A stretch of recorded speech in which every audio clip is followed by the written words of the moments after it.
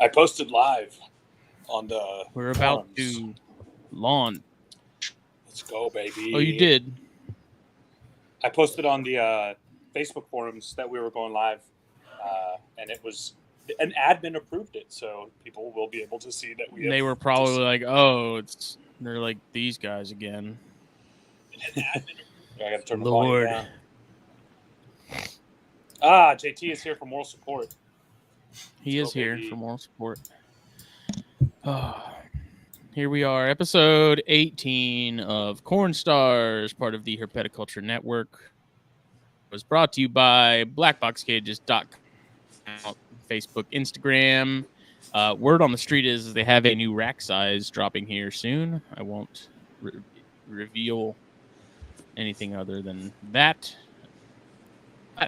And then if you end up going bad and stuff cart, you end up wanting to buy, you just add in the code THN, save yourself a little bit of money. Why not? Cages and shipping are expensive. Doesn't matter where you go. Just take a little bit off. There you go. Like, save yourself some. And then the awesome folks that are also in the chat, which is JT Reptiles. They're gonna have some pretty awesome stuff up for sale soon because they had a hell of a season. Yeah. Mother of God. Yeah, he's posted some. We've seen some behind the scenes hatchlings, and they are badass. He's got a lot of great things going on. JT knocks it out of the park every year, anyways. But for taking a year off and doing this well, not only excites me for what he's going to continue to hatch this season, but what he's got hatching in the next coming season. It's all great stuff. That's right. Yeah. Go to their website, Silent. I believe that's the only for sale. I don't think JT does a whole lot with Morph Market and Fauna and stuff like that. You know, good on him. I kind of like having the centralized, like knowing that there's one. If I want to find what someone has, you know, just a singular area is nice. So that, and then shameless plug to Fulvius Apparel. Find me on Facebook and Instagram. Shirt. Got some. Justin, I think you're gonna have to swap that internet over to the other way because you are cutting out bad. But I will follow up with what Justin. Yeah, you're breaking up a lot. Justin was talking about Fulvius Apparel. I'm wearing a hat right now. He's got a website live where he's showing available items. He's got a lot of great designs. We've seen a lot of the behind the scenes on what he's working on. Everything's coming out great. The shirts are of great quality. I'd be wearing one of mine right now, but they're all dirty because I'm a disgusting, sweaty human, and I go through shirts like crazy. But yeah, everybody give it check it out. Also follow him up on Instagram. He's going to be posting lots of great designs. Like I said, we've all got to see some of the behind the scenes of what's coming. It's only good stuff. But tonight we've got a couple of guests. We got a couple other people who might be joining us. We have Alex with Keystone Corns and Holly with Canterbury Corns tonight. Hi everybody. How is everybody's beautiful pre-July 4th Sunday? It's going good. It's going good. Glad to be here. Woke up with horrible allergies. Ooh, girl, I feel you. Them summer allergies are wild right now. Yeah. It's pretty bad. And yeah, it's pretty warm. I think my garage decision today was terrible. Like I said, I was telling everybody earlier, it's 106 degrees in my garage right now. But you know, decisions were made, and this cigar got lit. But yeah, tonight we wanted to see if anybody wanted to ask any questions live. We haven't done a live show in quite a while, and just have some fun conversations kind of generated. Alex, why don't we start with you? How's the corn snake world going? How's the collection going? It's going good. I got a girl laying right now. She's the first corn that I ever got. So she was a little slow. She laid an egg earlier in the week and then stopped. And then I kind of gave her some time, gave her a pretty big meal on Friday evening, and now she's passing all the other eggs. Awesome. So going pretty good. Yeah, sometimes that happens. The big meal works. A couple bricks in the enclosure sometimes works, helping push through. People get real worried. That first egg comes out, you don't see anything within that first 24-hour window. It's real scary, especially when it's a special animal like that. But you did the right thing. It sounds like it worked out. Yep. And then other than that, I got some new acquisitions this year. I got some of that stuff that JT produced out. So I'm having fun with them. Awesome. Holly, what about you? How are you doing today? Doing all right. Snakes are doing good. A few eggs in the incubator. Yeah, we haven't had you on as a guest on the show yet, but how many pairs did you have go this year? Just two. A lot of my snakes are still on the younger side. So yeah. I had my Red Factor Snow Girl. I wasn't even going to breed her, but man, she had massive egg follicles. And I was like, girl, I was terrified of her just like slugging out.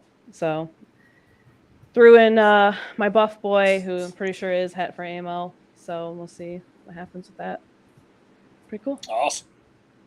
Yeah, that's a great pairing, especially get some. Do you know on the buff? Do you know is he visual for anything else? Not that I'm aware of. Just buff. I'm pretty sure he is het for AML, but it would be nice if he was het for Anery as well. Yeah, that would be really cool. Get some buff snows. Buff AMLs also are really great. Little red factor in there. Yeah, that'll be a good pair. My wife is leaving the garage right now to go get sushi, which sounds delightful. So yeah, Justin, are you back with us? I think he's muted. There's so many Justins now. I'm so excited about this. Welcome to Justinception. Oh no. Hello? What's up, Justin? I can hear myself. Oh my. Okay, yeah, we need to read that immediately. That is not working. All right, guys. Well, a little update on me. I've got a few clutches hatching. I got some really neat motley stuff. Ultramel motley, some Tessera motley, and it kind of hit the look I was looking for out of the park. I wanted this really neat, very busy kind of bullet hole pattern going, and I hatched a few snakes that had exactly that. It looks like I got one male Ultramel that is perfect, which will go back to the mom, so I can kind of delete the Tessera out of the equation. And also I hatched this really weird stripe, which we all know that stripe is involved in motley, but it's it's really neat because it's like a cube stripe, but it also has a stripe down its back. Yeah, it's really nice looking. Are you holding that one back, right? It's female. So I don't think I'm gonna keep it. I might send it to one of y'all if somebody wants it. Okay. If nobody wants it, I'll hold on to it for a while. I don't know what it's gonna do. Something tells me looking at it, it's gonna wash out and it's gonna end up being like a vanishing pattern. Okay. Sometimes when you kind of see that like really just non-defined border as a baby, it looks amazing, but there's nothing in the parents that tells me that base color is gonna lighten up. I think it's gonna saturate into a very, very orange and with some neat red highlight snake. But it's one of those ones I don't know. Is that from your weird yellow guy, like that lineage? It all goes back to the same dad. Okay, so there could be whatever that sort of like yellow jacket sort of hat caramel thing is floating. Yeah, and so the two yellow snake, the kind of yellow neck snakes, kind of have that het caramel thing going on. I've got those hatching now, and I've got two Ultramel Aneries that have one's completely come out and one just pipped its head. They're like the slowest pipping snakes I've ever had. I had one pip and come all the way out, and then I had another one pip and come all the way out, but I've got like 10 more eggs or something. One by one. They're coming one by one. And I'm not, I hate to say it, I'm not really one to cut corn snake eggs. I may tomorrow night, if not everybody's pipped, cut them all, just give them a little slit. But if they're not really destined for this world, we'll try the pairing again and go. Corn snakes are such aggressive hatchers, right? Like they just come flying out. If I'm breeding something that's deleterious to the lineage, maybe it's a lesson learned kind of thing. Just to some extent, we've got to do some line breeding and we've got to pair back. But if there's, I hope they can hatch. But if there'd be a bunch of stuff that's not going to hatch, we'll just have to kind of find out. Other than that, yeah, I've had my Janai I've hatched. They've all shed. They're all getting fed tonight. I got Chinese Beauties already shed, fed, and got shipped out. They're not even home anymore. Way too many clutches. I think I've got a clutch every couple of days. Just should be hatching for the next like 2 months. So that'll be fun. What's up with those Leonis? The one good clutch of Leonis I got seven or eight. They're like a month and a half out still. They're pretty new. But that's those Milk Snake Phase Vivid Times Highland line. They're just gorgeous. They're beautiful. Yes, I need a pair of those, if possible. Yeah, I got you. What's really cool about that lineage is out of the 7 I hatched last year, I only had one that was a non-feeder. Everything else ate right off the rip. So if they do that again, the Vivid line stuff with Leonis lineage is very indicative to whether they're going to eat or not.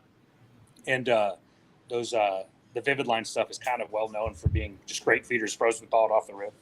So hopefully that's the case. Also, I got my Climacophora from JT. A few years ago, I sent him a female. He had a male. He had a successful pairing. 2 eggs made it, and it just happened to be 1.1. So I've got a pair of Japanese rats back in the house. So that's exciting. They're a treat to work with. At the time I sent him my female, I couldn't find a male. He had a male, so I'm glad that he's been taking real good care of her, and she's doing the thing. That's a species that I've never heard anybody that's kept them say they didn't enjoy them. Yeah, they're great. Like everyone I know that has had those, like it's a top of the list, like all-time favorite for a lot of people. That's never heard a bad thing about them. Yeah, they're very calm. They're really good feeders. They kind of don't have any negative aspects other than they're not maybe the most beautiful snake, right? If you start looking at these small 3-foot, really cool semi-arboreal green snakes, like rhino rats exist, right? Like the small bush rats they do. exist. There's a lot of things in that kind of realm that are a little bit more whimsical, I guess. So I think the Japanese rats miss that kind of. I don't know the right way to put it, but they don't have that. Like, I know what you mean. Yeah, They just barely miss the check all the boxes. If that in that regard, yeah, kind of like Dion's, yeah, right? Like, very much. Amazing species. Kind of everything about them is great. I had my pair. I sent them to Billy because I just kind of decided I wasn't going to really work with any of the European or mid European stuff, Eurasian stuff. And I kind of immediately missed them because I was like, man, those guys have a cool attitude. They're great feeders. They're kind of like these cute little chubby snakes. And then, you kind of stop and go in the realm of things. Why don't people, gravitate towards these animals a little bit more? And the Japanese rats kind of check that exact same box. Like, we know quite a few people that just have them, right? Like, Billy's got them and JT's got them. Dr. Loftman has them. I think Dr. Loftman has like an actual army of them. Yeah. And it's kind of funny. Not many people really spend a bunch of time spotlighting them, and they're great animals. They're something a little bit off the beaten path and make great pets. I kind of regret not pairing the Dion's this year. I don't know. If I had more in terms of like stuff outside of just the adult pair that I have currently, I probably would have. But yeah, I don't know. I don't want to not breed them again, and I may probably go again next year with them. Yeah. But it is a very cool species, and I would like to see it sort of gain more traction just because they check a lot of those boxes. Like you were saying, it's a great species that a lot of people are completely unfamiliar with. So yeah, it's also okay in a collection. You have quite a few animals and you've got quite a few pairing possibilities. It's okay to say no to a few pairings. I kind of look at retrospectively my breeding this year and I'm like, all right, probably shouldn't have bred all of these things. I know there were pairings I specifically didn't do this year because I wanted to give females years off and they still laid. Look at JT. Took a year off and is going to produce more eggs than anybody. But no, man, I think, I say next year, go for the Dion's again. I don't know. They don't really need to cool, right? Yes and no. I've seen people not cool them and get eggs. I've seen people cool them and get eggs. They don't seem to be nearly as particular about that as the bimaculata are, which is really interesting because they're so closely related. Yeah. Bimax, they have to get into like the 50s consistently for a period. Like the Dion's, it doesn't seem to be the case necessarily. I think a decent cool down, nothing super drastic. I cool mine down with everything else anyways, just because I take the, that opportunity of the winter months to stash some food away and stuff for the year. But yeah, they strike me as a species where if the male got cooled enough, I think they're going to try it regardless. So yeah, I don't know. Yeah, the ghost test for a female that you sent me just had her second prelay shed. She double clutched. Nice. I don't know if she ever did that for you. Nope, never got a double clutch out of her. Who was it? We did an episode, or someone was on an episode. I think it was the Hood episode of Colubrid and Colubroid, where they had talked about double clutching. How to not double clutch, yeah. Double clutching being possibly being directly related to feeding large meals. Yep. Like directly after they've laid a clutch. And that's what I kind of did this year with that corn in particular and some of the other ones. The first meal I gave them something small, and then I ramped it up to, a regular like adult mouse or something, and she's double clutched. So I'm curious to pursue that more probably next year and see if there is actually something to that, because it does kind of make sense if there's still a bounty as far as food goes and there's a lot going on. Biology's going to tell them to do biologically, they're saying, hey, here's another window, let's take it, and then it's going to happen. Whether this next clutch is going to be good or not, I don't know. But she's definitely grab it again, and she just had a pre-lay, so. Yeah, I feed super light after everything lays because I don't want to deal with double clutches, like at all. Yeah. Like once I have my rhythm and my little engineering brain works in a certain way with each animal and each day. And if I have to start worrying about another set of eggs, my anxiety just goes batshit, and you know what I mean. And it's just not something I can do. I did have a thing. Me and Loftman have been talking. I may actually be up for a Nobel Prize. It's kind of interesting, and I know that I'm trying to be humble about it because I am the most humble person here, easily, and so 3 years of breeding Jani. And I got one female per clutch, 2 females 1 year. So we're talking 6.1, 7.1, 7.2. The ratios have been really jacked up. Never brumated them, right? Never did any type of brumation. I paired them in December, like some of the old heads did, and said that they would breed, and it worked every time. So this year I said, I'm going to brumate them. I'm going to pair them like everything else. I did. I had one good, glorious lock for a long time with them. And I got 5 males and 5 females this year, and all the eggs were perfect. I had no slugs, and they were some of the shittiest looking eggs I've ever seen, and every single one of them hatched out perfect. So nice. Super exciting. I don't know if there's anything to it. Like I said, I've submitted it to the council, right? We'll see. I'm not pushing for it, but we might get it. We might get it. We might bring it home. We might get the W. Tyson asked if we're saving corn sheds for rare genetics. The morph test for corns would be great. I actually did talk to Ben because we've had Ben on the other podcasts a couple times now. And I've asked him about chondro sheds and sort of that whole thing because they finally sort of figured that out after a couple years. And I asked him if he had any interest in like the locality stuff that I was like verifiable, wild caught, like know exactly where it came from. I basically messaged him when he announced that he was doing that and was like, is this of any use to you? And he said, absolutely. So at some point when I get some sheds from my which actually I have some, I got to get those sent to him. So basically I was like, I don't know if this helps provide like a baseline for the tests and stuff, for like what if it's of any help or interest, like I'll send them to you. And he said absolutely. So that's pretty cool. I have a whole pile of sheds I've been saving. Mm-hmm. I haven't followed much of the information on that, and I need to kind of go back and listen to some of those podcasts and find out what they're doing with those sheds. That's kind of exciting. Creative Core Loaf is asking a great question. Instead of a guy's looking to Creative Core Loaf is asking a great question. Instead of a guy's looking to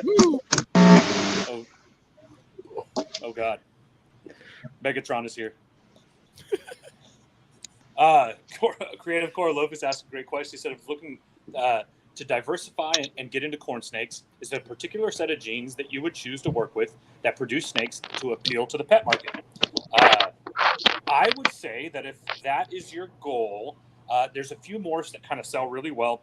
We've talked about it in the past. Anything snow is going to do great. Right now, it kind of seems like anything Sunkissed Ghosts, Sunkissed Motleys, Sunkissed Hypos are really hot right now. Shatters are really hot right now. Shatters are, dude. You get a pair of shatters, you're gonna pay a pretty penny for the pair, but you're gonna sell out every time you produce them. Mm-hmm. The other thing is with corn snakes, also get what you think is really cool, because Agreed. what you love, you're gonna spend a lot more time promoting. Justin talks about Castagna like it's a sore on his ass. And now everybody loves Castagna. We all talk about it. You know, we have a little group chat and we talk about Castagna. Eric down there's producing all the cool ones. Got a billion hets too. Damn Eric's it. producing 30 million Castagna. So yeah, what I would do if I was going to start a corn snake project, and I was going to try to appeal to the masses, and also kind of scratch my itches. I would say, and I think JT just knocked out of the park with what he said. Anything under $150 is perfect for the pet market. So I would look for some snow stuff, some Ultramel snow stuff, something like an Ultramel. I mean, I'm producing these this year, so it's kind of funny, but like an Ultramel Motley snow, and then pair it to a female snow Tessera het Motley, and you are going to have a clutch that's going to have 6 different phenotypes in it. And they're all going to be in that kind of maybe $80, $90 to $150 range, and they're going to sell like hotcakes. When I take snows to shows and I put $100 on a regular snow, it's not going to last very long. But they're also beautiful animals, right? So you're not sitting there looking at something that's kind of dinky and maybe not that attractive. And then at the same time, yeah, dude, get a pair of things that you love. Pattern-wise, Motleys are popular. Dude, Motleys are great. That, you know, and I got real excited when I started hatching out Motleys that looked like the Motleys that I like. So I'm going to have like a little sub project within my projects. Well, what Motleys are those? Those kind of real super busy pattern kind of bullet hole Motleys. Hurricane, I think sometimes they call them Hurricane Motleys. Hurricanes, yeah, I like that a lot. That just super concentrated, very pronounced, you know, dottage. It's really cool. I love it. And I think so, also like I mostly like sort of the radiation of color, like of a lighter color around that too, like this almost sort of like starburst kind of effect. Yeah, I notice in a lot of them, it's not like a super clean and hard line around the motley pattern. It's just like a diffusion almost. Yeah, I don't know. I love the look of that. It almost looks like a solar eclipse kind of thing. It's kind of cool. And there's so much variance in Motley and the things you can do with Motley that it's just really neat. You know, JT talking about ghosts, Okatees, AMLs. Okatees, get some extreme Okatees. You're going to have beautiful damn animals. And you're going to look at them and you're going to say, gosh, these are amazing. And you're going to post them all for sale for $75 to $100 and they're all going to sell. You can't beat an Okatee or an extreme Okatee. Just damn good animals. Hey, Joe's with us. This is monumental. Full house. The round table. Who's going to be Uncle Jesse? No, I want to be the other one. Joe, how are we doing today? Joe, how are we doing today? Get on. Oh shit! I'm echoing. Hang on. Oh God. Hey, can you guys hear me? Eric, we can, but it's a lot of reverberation. Yeah, that's what I'm getting from you guys too.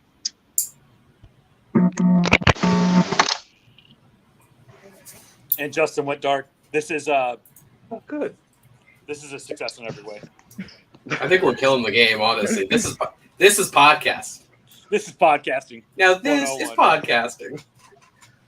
Yeah. Why was it so hard for you guys to get started today? Come on. Barbecue and Fit just asked a question. He said, "Why do you guys?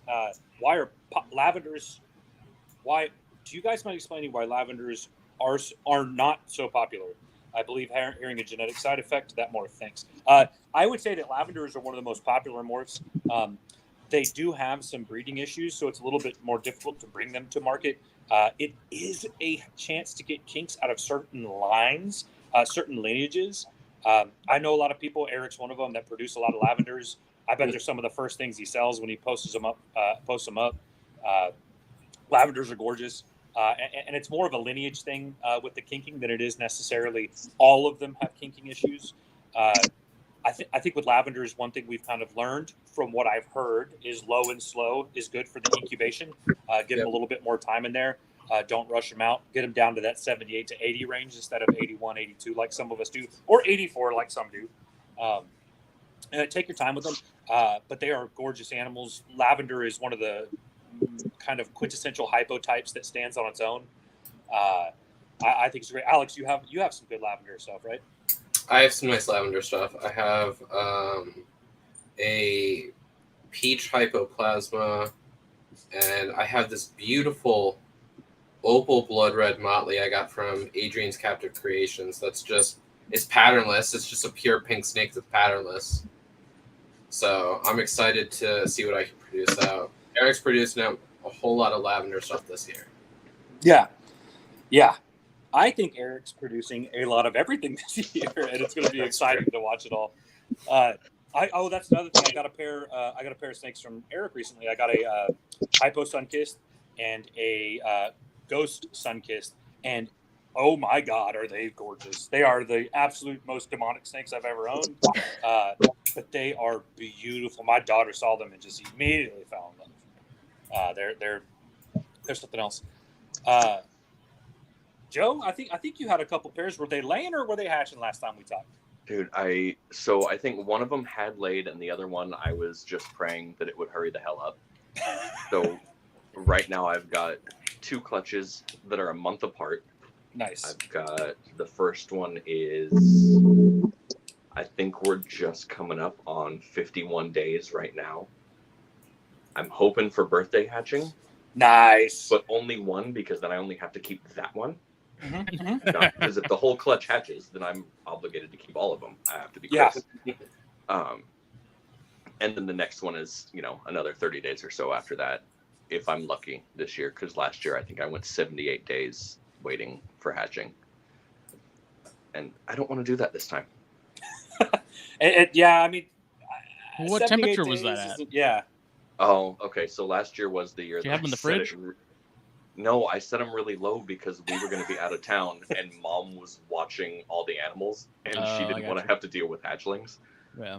And so I think I had them probably around 78, 79. Mm-hmm. And they took a while. This time, I've got them at 81 this time. Yeah, 81 so should be go that up and down. 62 to 64 days kind of thing. Yeah. That's such a. I need to hunt down and spend more time because I flipped through some books, recently when we were sort of talking about incubation times and temperature and how those things affect one another. And because everyone seems to do it at least slightly different. Right now I have everything in my incubators at 78. That's for the rhino eggs and the Jansenii egg. Mm-hmm. So the bears and corns are kind of along for the ride. Yeah, they'll be fine. Yeah, they'll be fine.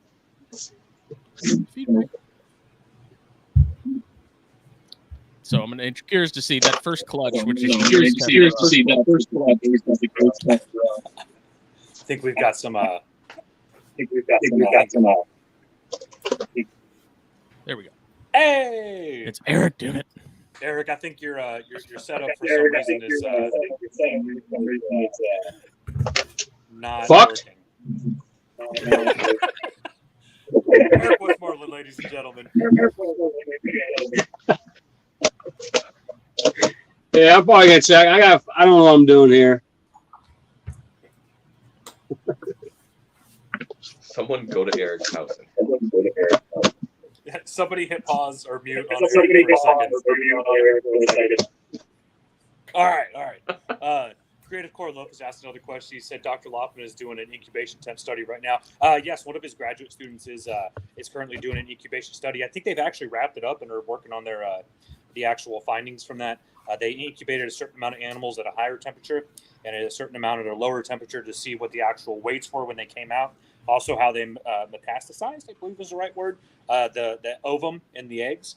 and how well they eat and respond to feeding after they come out. So that's going to be a really interesting thing to see.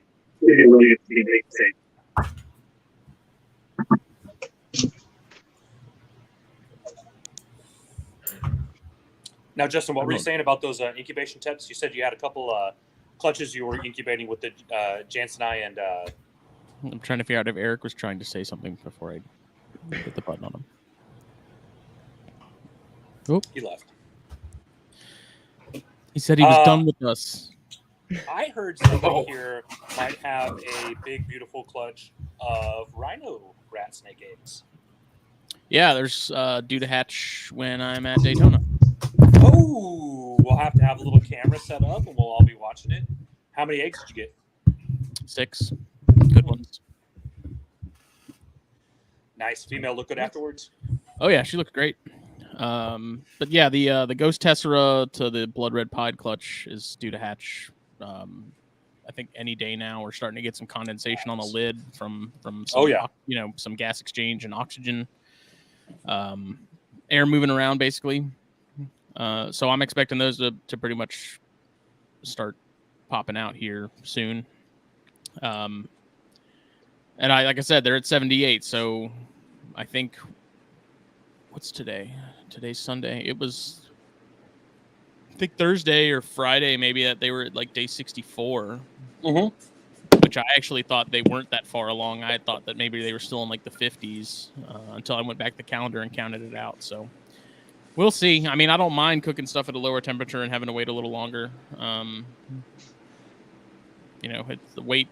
Pretty much, you put them in the incubator, and then I just kind of forget about them, and I'll check on them once a week or whatever until we get to that point to where I'm expecting them to start pipping, and then I'll sort of open up the tub and circulate some more oxygen and stuff in there, and I don't know, it'll just be interesting. And like I said, I'm hoping that if this study that Doc is doing and stuff happens, those findings will have shed some light as far as if there's a calculable sort of set of dates per temperature and what that'll look like. So. I think it's species associated.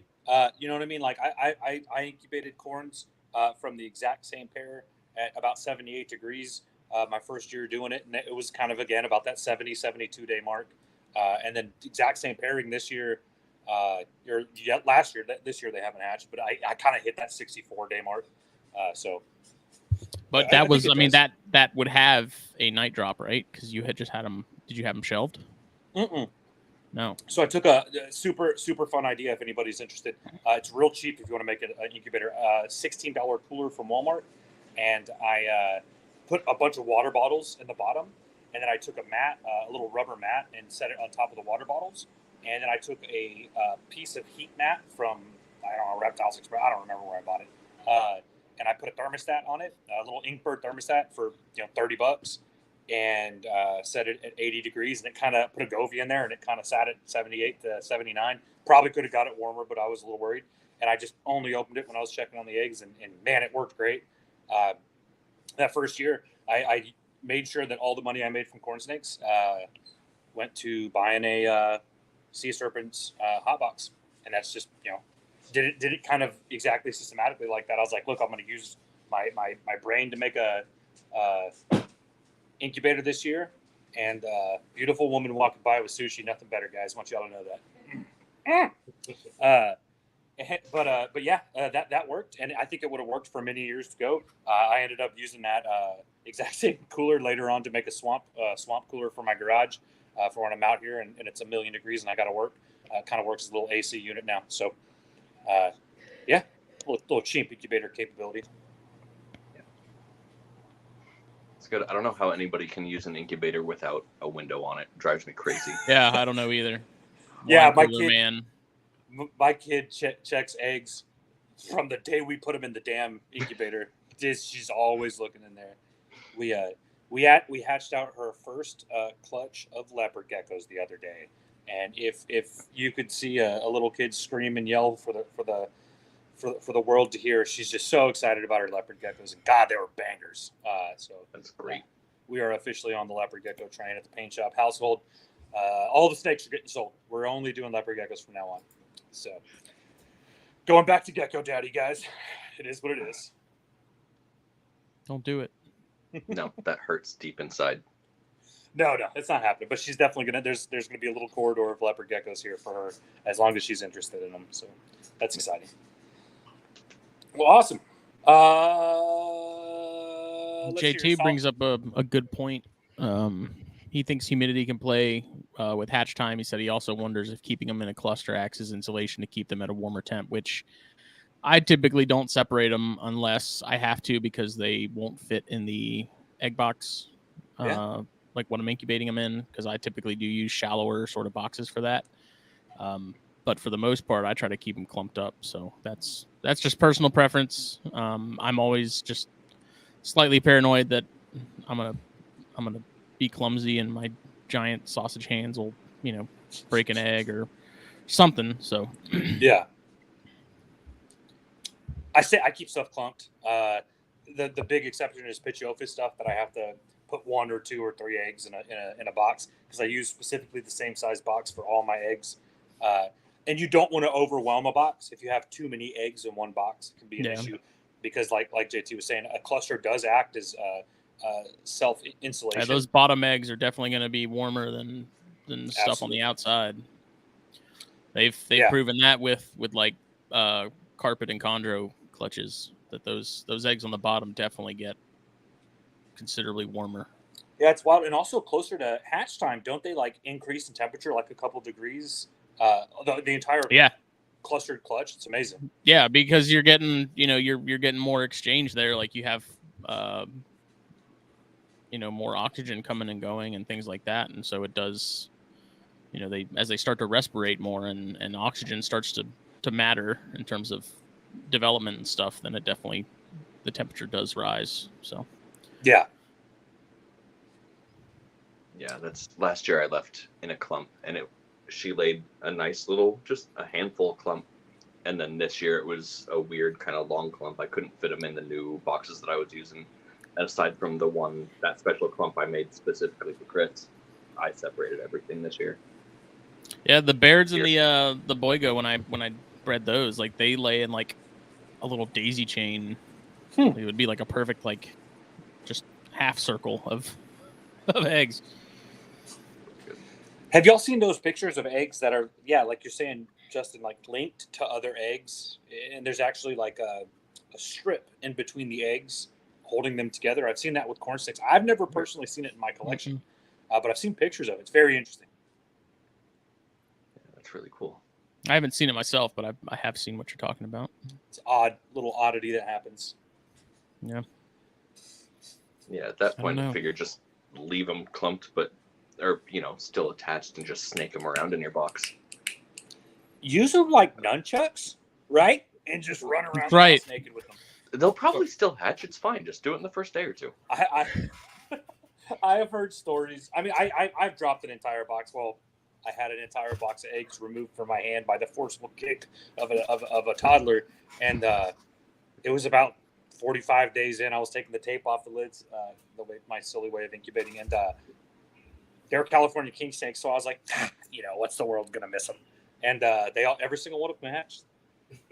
All of them demons. All 8 first time. They can't be killed. They can't be killed. I have nightmares about that conjuncta eating her eggs. I literally was at home watching her lay eggs. We had company over. I showed her the eggs. There were 6 or 7 eggs in there. It was so cool. And then I was like, all right, guys, let's go get the eggs. She's probably done laying. I don't think she had any left in her. We go back, and there's 3 eggs left. Why does she grab it again?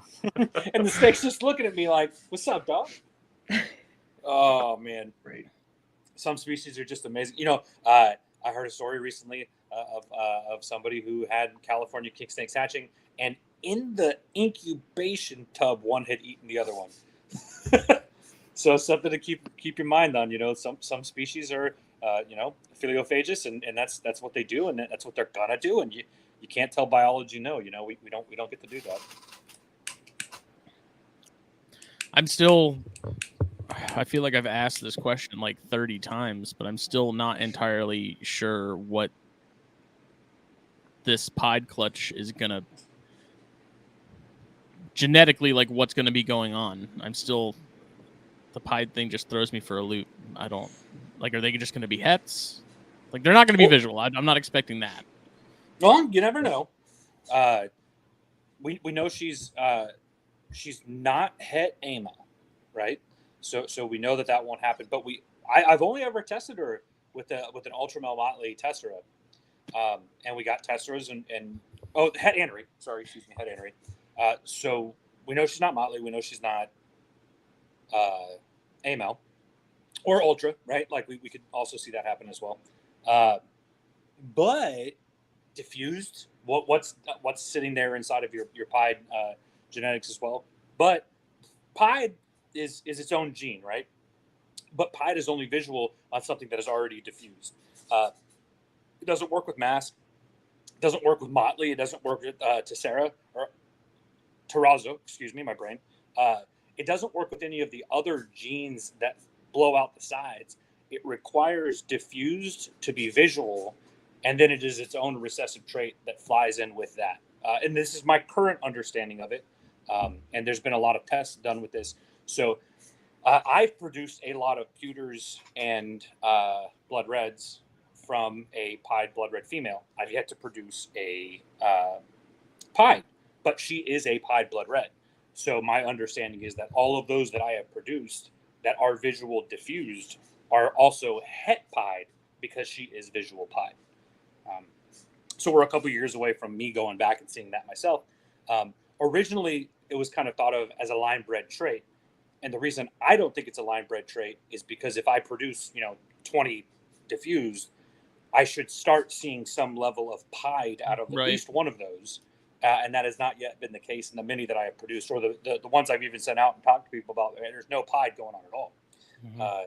And this has been kind of tested a few times in a few collections, and it kind of acts like its own recessive gene, but it's only visual when diffused is homozygous. Yeah, and even the expression can still vary wildly. You can have both parents be almost completely white, just crawling up the sides. And then you'll get every type of expression of the babies, from nothing, low, high, and crazy rocky heads and everything. Yeah, it'll kind of work on that expression level, almost like motley, right? Like we've seen motleys that you would almost you see like two saddles that are connected, and you're like, man, is that a motley? But it's got a completely patternless belly, so you're like, okay, it's a motley. And then you see a motley like some of the ones I've produced that have 4,000 circles down their back, or you could have a pinstripe motley that has a stripe down its back, looks damn near like a tessera. Motley is just so variable. Now there is line breeding to motley, and this year I kind of proved that out. Two similar motleys will produce a bunch of similar motleys and a batshit weird stripe, of course, because you got to have that in the clutch.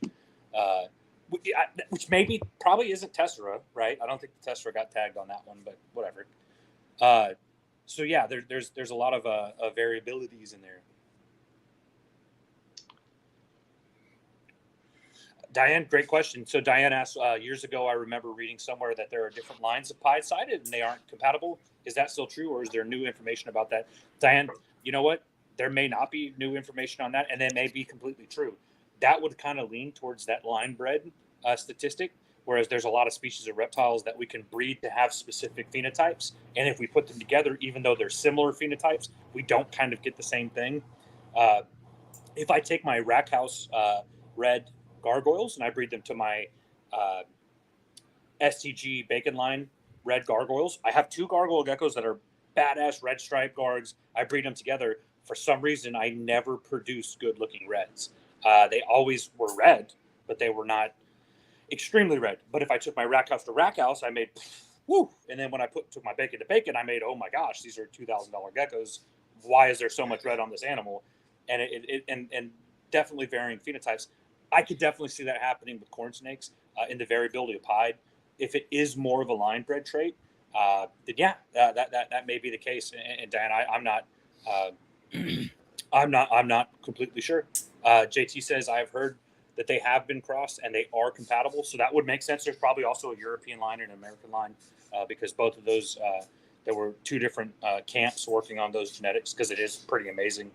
I think Jeff Bong is starting to produce some pieds that are more pied than they are whatever color they're supposed to be. Those things are nuts.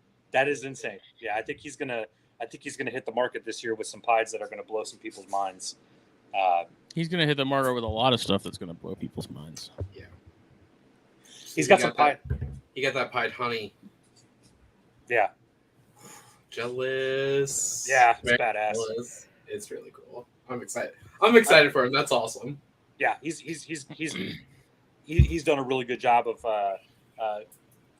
building a collection based on some pretty amazing genetics. Mhm. So something to kind of be excited about.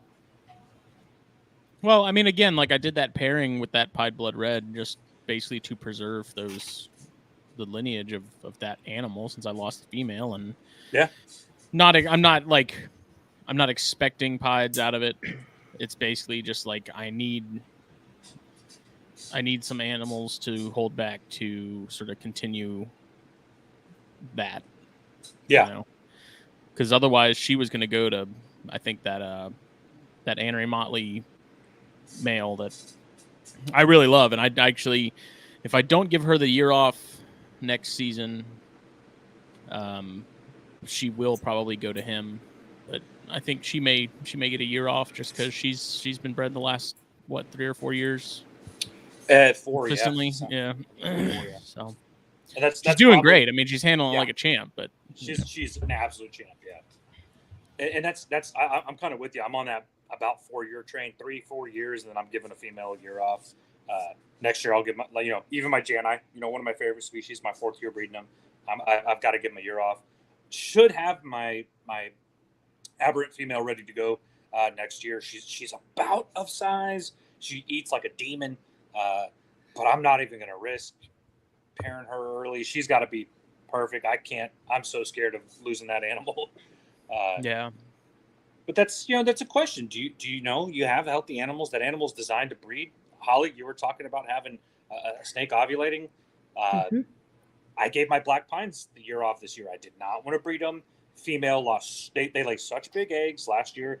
And what did she do? She laid me 4 eggs this year. I didn't even breed her, and it was like an absolute nightmare. Skinny snake, didn't recover well, didn't brumate her. She's not the best feeder every time. And then, boom, she gave me eggs. And I was so scared I was going to have, like you said, she didn't slug out. They were good eggs. I think I've lost 2 of those eggs already. I didn't plan on them being fertile, but they look good. 2 of them look good. But yeah, like they slug out. They don't push the eggs out. You could lose the animal. You could end up with doing something surgery-wise to get those eggs removed, and they can't breed again. And it's always a fear. Like, so what do you do? Next year, Justin, you got that girl. She starts ovulating. It's a tough question. Yeah. I don't know. I have a feeling that next year will likely be a lighter corn year in terms of pairings and stuff. Just because I am planning to do chondros again at the end of the year. This year. So if that ends up happening, then that'll be a very different. That'll keep me busy enough to where I'll be like, okay, I don't need to really worry about doing corns. And then if I do rhinos again, which I am planning to, and then the the persimmon, I'm gonna give those a shot next year too. So there's gonna be some other stuff that'll kind of occupy that time, and yeah, I'll probably end up giving the Bairds a year off.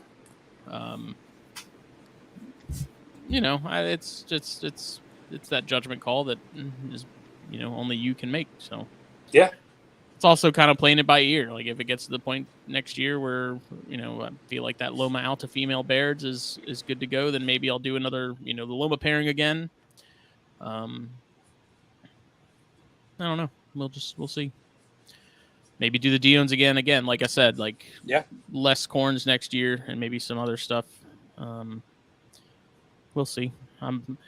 I took all my stuff down off of Morph Market. Just because I've kind of, I don't know. I don't ever really have enough stuff to sell to warrant the membership, and kind of like how JT does it with his website. Like I kind of want to be able to have a singular location that isn't buried in the ads of 1,000 other people to be able to do that. So I think you've got enough reach to do it too. You know what I mean? If you market through THN and use that, and just post them on your website, and you're also one of those people that's really good at holding on to animals, right? Like you're not necessarily pushing to sell everything. Oh, it's a problem. Yeah, I had a little coming to life talk today with kind of myself and my wife and sat down with my kid, and it was like maybe we sell some of these animals this time. So I'm working on trying to figure that out because I suck at the whole internet thing. So we'll see. I have your address. I'm sending you boxes. Just gone. Hashtag no more snakes. Hashtag no more snakes. Eric, if you're listening to that, don't completely believe that when it comes to those pulmillis. Let me know how they're doing, baby. You know what I mean? Also, He's back. He's back. Yeah. I gotta buy Maris. Eric, how we doing? Can you hear me? I can hear you. No echoes? Tiny bit. Tiny bit of echo. How are those pulmillis eggs doing? I'll check. They're doing good though. I gotta buy Maris this year, so that's pretty exciting. On the vertebralis chain, was very excited to be able to get a Bimaris added to my collection. Beautiful female, came from Adam Roth, great guy. Just really neat species to be able to add to my little collection of oddball Pituophis. And Eric said, "Look at that! Looks good, Eric. How many eggs in you got his there? dungeon. 4 eggs. 4. Yeah. Nice. Guys, I'm going to mute for a second and head on inside. It's a little tepid out here. Yeah, the Be a man. temperature earlier was gross. Just sweat like a normal human being. Or get so dehydrated that you don't sweat anymore. There you go. That's the real move. Yeah. If your gross. kidneys ain't failing, you ain't doing it right. Honestly.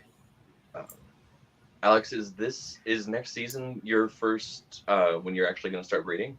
I can't remember how old your stuff was from the last show. Yeah, about. I have a clutch going right now, and I had a second pairing that I think she reabsorbed, honestly.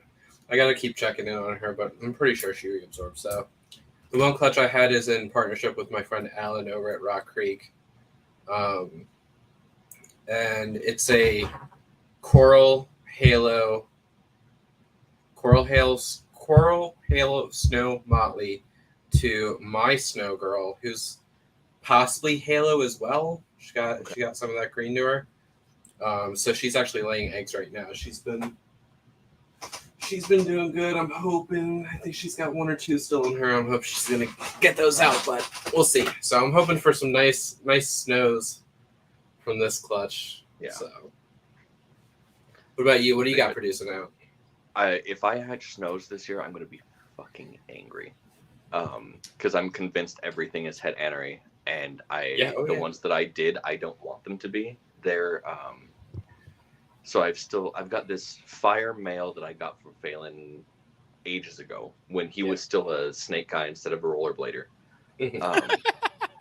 And so I've got that, and then I've got 2 pewter girls that I got from East Bay Vivarium in July 2020.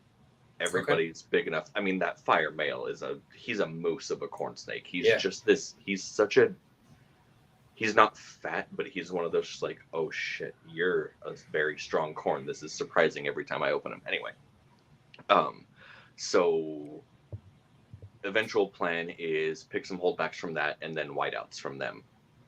Okay. Because my blood red pieds, my whole project was centering on this incredible high white. She was basically just bright red and white. There was almost no pattern on her. beautiful white belly all the way, and the male that I was going to use, he was almost a ringer, and really cool rocky looking head, lots of good white patches all along him, and he looked more like an old school blood red. He was still that dark, actually, like blood red. Not that sort of bright orange. He had that like dark, looks like dried blood on the side. Yeah, on the ground. Yeah. So I wanted to That throw beautiful them together shade and of see what brown. That Yeah. brownish red.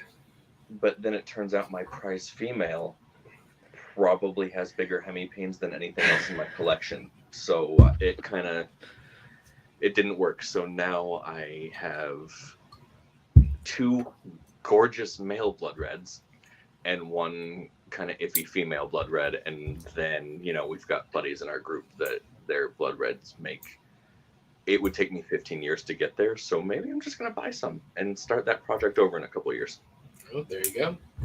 Yeah. But for now, I want to see what these, what the pewters hatch out. And I want more let's go from pewters. there. I like my Ultramel pewters. They're nice. I got them from VMS, and I'm excited because the male that I got is 100% het for Anery, and the female is 66 Haas het. So everything in my collection that has diffused pretty much can make granites, and I'm just like, I was like, all right, if I pair this, I'll get some nice fires, and I'll get a lot of granites. So I'm gonna produce like 80% granites probably in my first year. You know what needs to go into pewter? Castagna. Yep. It I was don't either know. that or Tessera. I've got some pewter tesseras I produced last year. This year I should have 2 clutches with pewter tesseras. And they're really cool. I think the pewter tesseras are fucking amazing. I don't know what Castagna does in pewter. I don't think anybody does. I don't know if it's been done yet. I don't think I've ever seen a Castagna charcoal. Eric's talking right now, so I bet he's got. I don't know if he is or not. Is he? Yeah, He's Eric's trying. trying. He's One just second. I muted. thought he was Muted. chewing gum. Eric, tell us about Castagna with charcoal. I can't do it all. I haven't got there yet. You buried everything else at Castagna.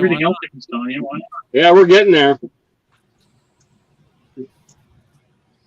I think something happens in the pewter with Castagna. It'd be interesting to see what happens, but it may be a wash. You know what I mean?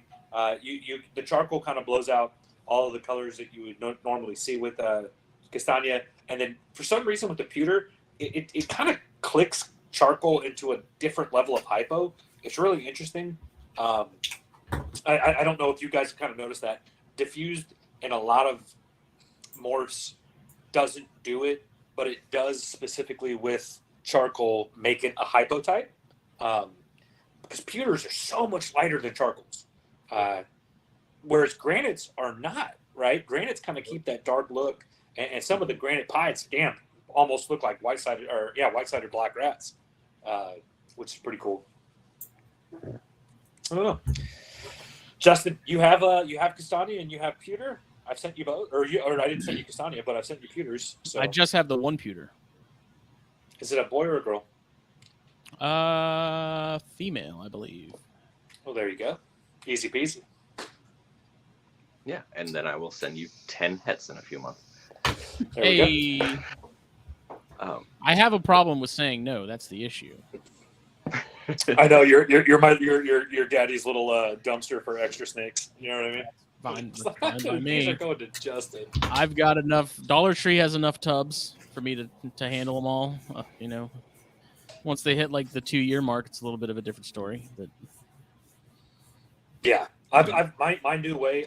This is the way I'm doing it this year, guys. I've got these little tubs. I've got the big like display delis, and I'm writing information on the top, and I hot glued water bowl cups, and I'm putting the water bowl extra cup in there, so they're easy to clean. They're dishwasher safe, and those are the ones I'm not keeping, and all the ones I'm keeping go into my baby rack, because I've got 2 baby racks, and now I've got 100 of those, and you know what I mean. I'll know. I'll do better with that. Hayden Goldie made a little comment, said, I'd happily take one of those diamond pattern female Wes Sandersons you hatched last year. Absolutely not. I will get one out there and show you, though.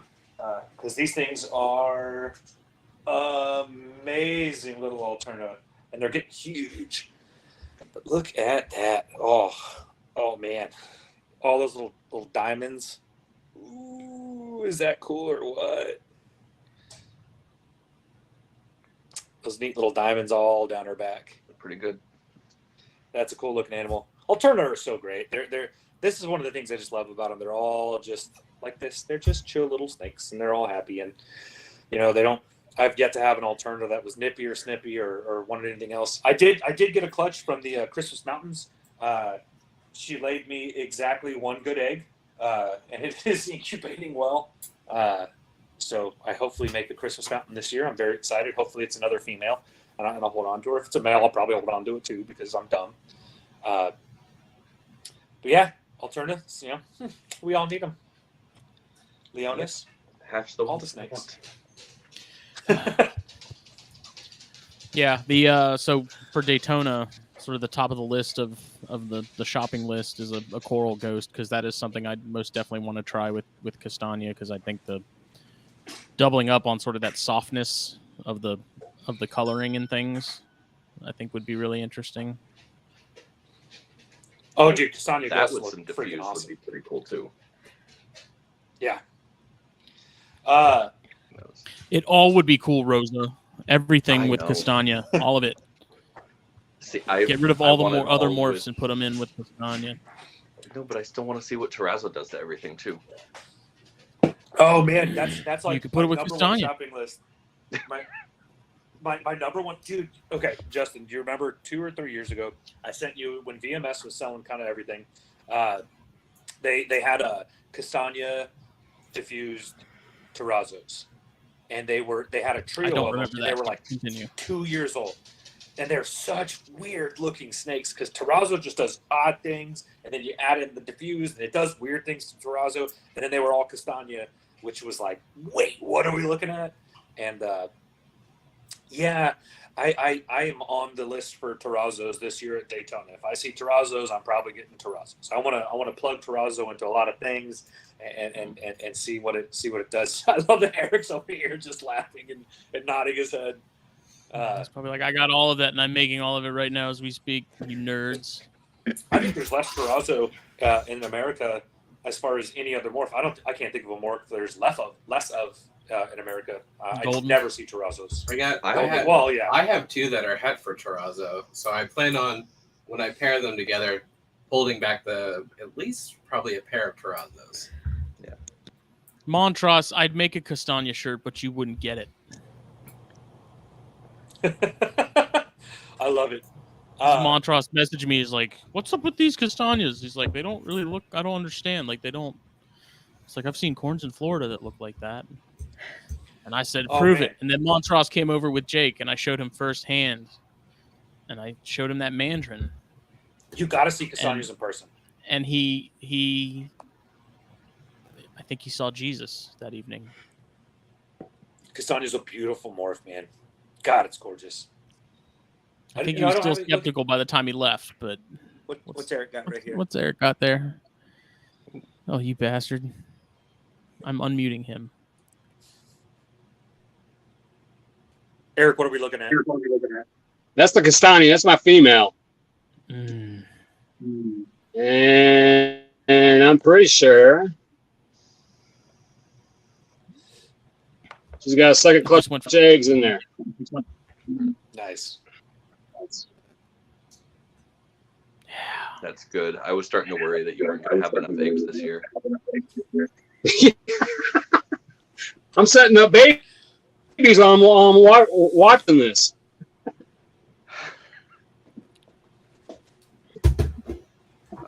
Before I forget, Holly, take out some of the axolotls and show me. Yeah, there's 3 of them back there I somewhere. can't have them anymore, and it makes me sad. No. Yeah. They got illegal. You know in what? California. Oh, yeah. Holly, you know what you should pair to that high white male that you got from Castagna? Oh, damn it, from Kasicki. What? Castagna. I guess. You got a jungle carpet? You know what you should pair that to? Castagna. This one's for JT to see. This is the You're frozen. Caramel. I can hear you, but your video is like completely. Oh goodness! It's It looks perfect for me. Thrown back to like the 90s, early 2000s. Uh-oh. Like right now, you're just squinting at us like you're staring at the sun. I got up and can you see me now? It's still there. God, Yeah, please it's so screen sad. cap that face. I need that Oh, well, I've picture got in the my little life caramel. forever. Get it. Thank you. There we go. The caramel cinder that JT produced. She's looking amazing. Now you're She's just completely frozen. You look like the people on Fuck. the playground in Terminator that are about to get fried by the nuclear blast. I Guys, did get fried by the We're gonna nuclear figure out blast. how to podcast. It's gonna happen. I promise you. There's a lot of things going on right now. There's you too know, much- live show. No Can y'all hear Montross, no Nerodia to Castagna. That's can't happen. Alex, ew. That's gross. It's disgusting. Can y'all Although- see me yet? We see I mean, you you're still. making the amazing face. You look like the little like Buddha statues. Just smile. Well, you know, it's really my voice that everybody's here to just hear. You know, I'm I mean, sure. honestly. I've heard stories. People actually listen to our show and repeatedly help them go to sleep because the baritone notes from my okay. glorious South Texas draw. That was me. So, yeah. I said that. All right, there we are. Yeah, me and Phil need to have a podcast of us just saying scientific names. Then I'll just sound like a fucking idiot. Nerodia fasciata, and then Phil will just be all. I need Chris. you, Phil, and Christian from Black Yeah. Smoke. Dude, Christian's That got a guy's gorgeous full. voice. Oh my god. That's who Phil I will come on with his extremely soft foot, very nice. Actually, Chris, in 1972, that was decidedly Nerodia fasciata. I mean, oh god damn it! Phil sounds like he's been smoking a pack of cigarettes a day since he was 10. Fun fact about Phil. That may be true. I just want Phil to give me like geography lessons constantly. Right? Like, list every country on this continent just so I can hear you pronounce it. Dude, yeah. And That somehow video you that- remember where everything is. The Christmas reading video that he did was exceptional. I still remember that. I loved that so much. That needs to every year needs to be popped up and just sent. I can't believe he wasn't on like Ellen DeGeneres show or some shit. That shit I should've told gone him viral. he needs to start doing like freelance voiceover work. Oh yeah, absolutely. He's like, "You think so?" He's like, "No, man, I couldn't do it." I was like, "The hell you couldn't?" He's like, "Where would I even go?" I was like, "Go on Fiverr. There's like 1 million people that offer that service on there, and people just hire you if they like, what you're capable of doing." Yeah. I'm stuck in this like Jiminy Glick. I don't know. I may be showing my age when I say that. Where I'm like, sometimes I get excited and I say things You like look this. like you're pissing yourself. I get all excited and I say things like this too, and then so I've got this odd range when I speak, and it's and then I talk to my kid, and it's just like, "Hi, Lily, how are things? Am I still frozen?" Yeah, you sound great. Oh, Like your audio is perfect. sound great. Your Choppy as video is hell. just- Your You videos, look like it's your almost video was better in the something garage from than it is there. Yeah. Which is so weird because I'm like right next to the router right now. That- See if maybe if I come over here, Not that. I mean, we don't have to see you. It's okay. but I'm pretty. But I'm pretty. Did that work? You Nope. look like we're trying to run Doom 2 on someone's grandma's computer. Oh, Grandma. That's weird. Rip. Ollie, tell us a little bit about axolotls. Do you do axolotl stuff? I'm excited to hear it. I just have the 3. I wanted to breed them a long time ago, and then I realized that was a massive labor of love, and I decided, nope, not going to do that. Same with betas. Wanted to do that, keep a lot of fish. I've been keeping fish for a really long time, but corns are a lot easier to breed, so. I don't know. Don't what it we? is. Go ahead, just. Nope. I'll go fuck myself. Go ahead. Okay, yeah, that deal. Axolotls freak me the absolute fuck out. I don't know why. Of all the animals on the planet, when I see axolotls, I'm just all, that's a gooey, icky. I don't know why. I can hold a tarantula before I ever touch an axolotl. Oh gosh, my sister hates them too. She thinks they look disgusting. I can promise you, Chris. There's tarantulas that you would not take over the axolotls. Well, fun fact: if it can make somebody feel a boo boo, it would probably kill me. So I'm gonna probably That's break true. out hives because I've been touching snakes without gloves. Imagine. Dude, even the normal, like a harmless tarantula is still gonna mess you up. Its little hairs are gonna get in your skin, and you're gonna have balloon hands. Dude, you haven't experienced hell until you've been haired by some new world species of tarantula, because it sucks. If you've ever This is terrifying. like rolled around in fiberglass, that's pretty much what it's like. Yeah, It's even worse when it gets on your face. We're switching now. This is now Tarantula Cast. Hey guys, welcome to Tarantula Talk with. No, Yeah, let's go. No, Let's get into our favorite species of Bacillotheria. No, Holly, you start. Nope. What are the golden somethings? Like the nice ones. That we don't Okay. use common names in tarantulas. Okay, That's too many. That's, God, Too many and common as- names. So as a I'm dumb pretty- person. I'm pretty arachnophobic. So when I started Oh, my no. Instagram and I started liking all these snake pictures, it thought because I liked snakes, I also liked tarantulas because apparently they're just synonymous for no reason. And so when I would go through my Instagram feed, it would just be like snake, snake, tarantula, tarantula, tarantula, tarantula, tarantula. So I was like, I don't know how to combat this because every time I would click, I don't want to see posts like this, it was interacting with it. So it was like, oh, he wants to see more posts like this. Yes. So then I had to go like nude supermodels that are like in bathing skimpy bikinis, just so it was like snake, snake, snake, big booty bitches, snake, snake, snake, snake, big booty bitches. I'm sure that Oh, was this is horrible. cool. That was very It hard. was way better. Well, but it was better because it wasn't tarantulas. Yeah, it's just I don't know, That's man. I so think I'd awful I'd work. honestly Well, rather. I would be I'd rather scrolling, and tarantulas. you know the fight or flight where it's like you like seize up, you're like, oh shit. I was Yeah, doing I've that been through that constantly, to me, just too. like on my phone, just like, all right, so, and tarantula, there's and all right, I'm gonna look at it. So now I'm actually better. I can like see a tarantula post and not freak the fuck out. Big booty bitches are infinitely more venomous. They Just saying. I don't know which one's gonna kill me faster. Say, do you guys have I mean, Chris, you might have tarantulas. Justin, do you have native tarantulas there? I can't think of. Yeah, I've got one species near me. We've got probably wolf about an hour spiders, which are the closest thing. away. Okay. We have a species here. It's the same one as the West Texas one. In West Texas, we see them It's a all the time. phonopelma. A phonopelma. A phonopelma. But yeah, there's a species that we do find here. They're much smaller than the ones in West Texas. The ones in West Texas are massive. I don't mess with them. I see them in West Texas. I'm I all, think look, you get another the spider. you get the Oklahomas, I think, is what they are. First Again, off, I'm- we don't talk about Oklahoma and Texas. Those are Texas species. Ain't nothing about Oklahoma here in Texas. All right. Texas hates Oklahoma. I don't know if anybody knows that. Let's see But what anyways. the line are.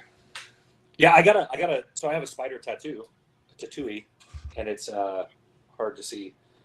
But I had when I've been reptile shows or something, people always ask me, "Oh man, you love spiders? That's so badass!" And it is a beautiful tattoo. Huge shout out to Aaron Sprague, Faces in the Dark. It's a gorgeous tattoo. It's actually from World of Warcraft. That's Mother Smolderweb.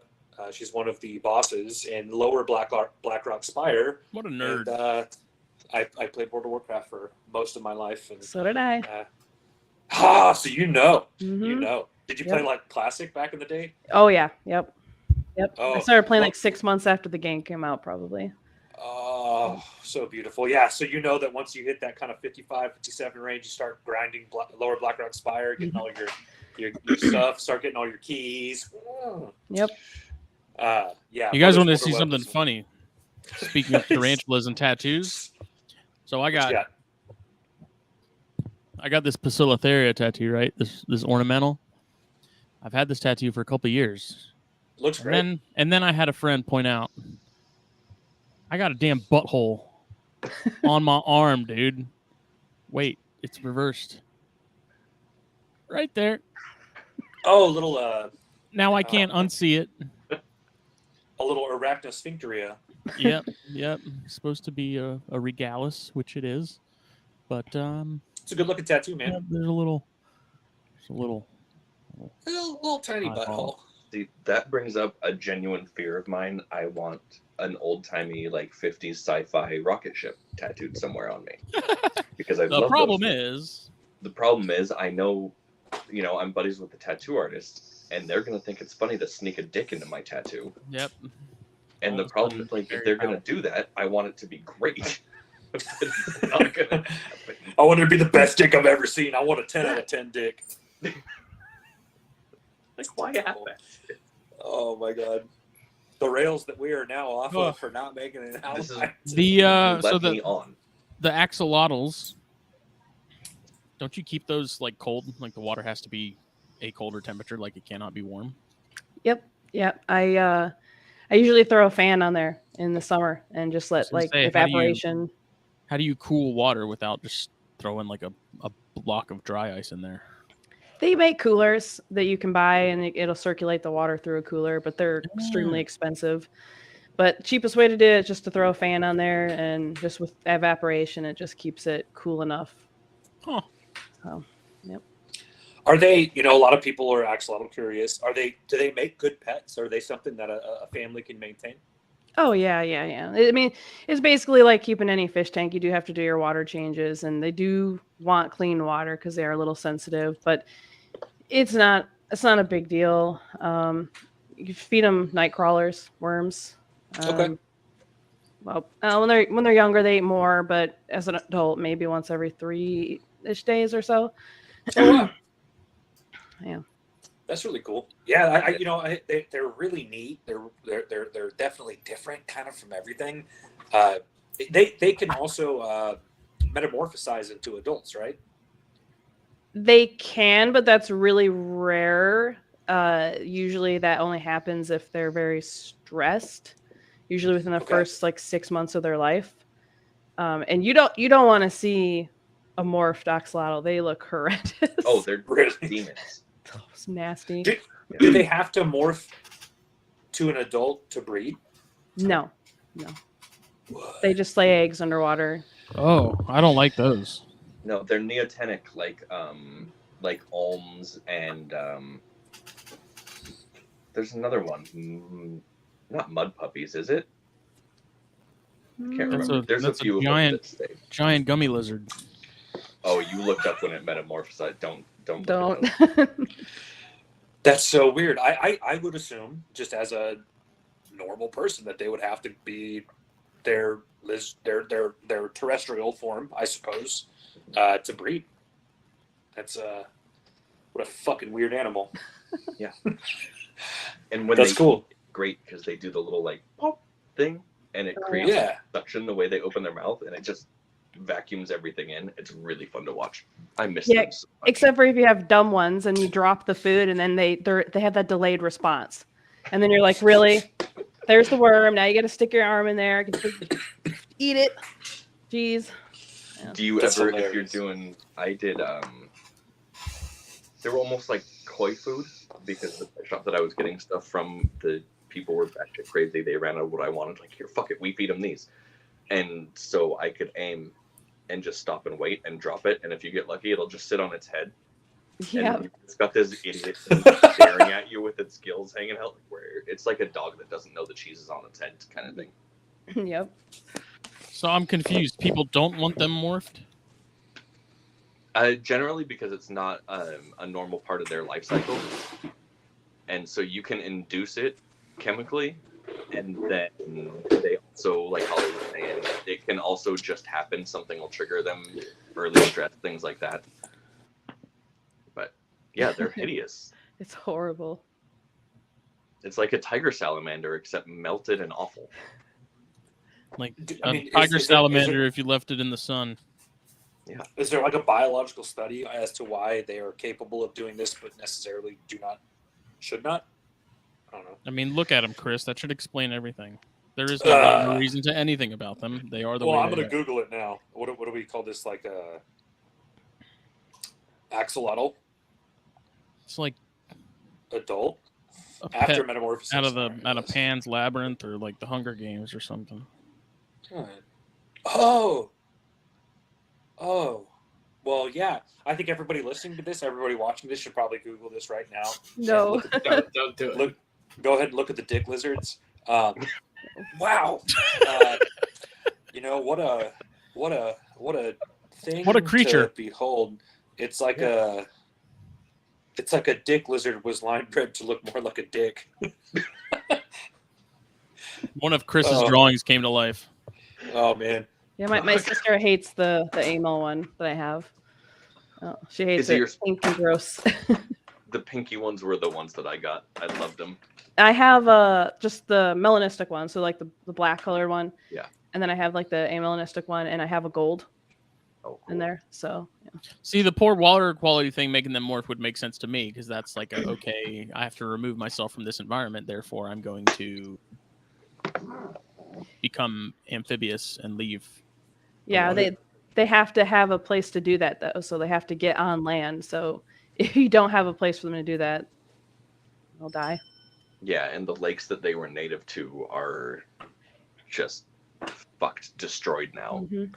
So I think so we can't have them in California because technically they're extinct in the wild. And for a while there was like 2 months where it was like, ooh, they're extinct in the wild, but they're so prolific in captivity that it's cool. You can have them now.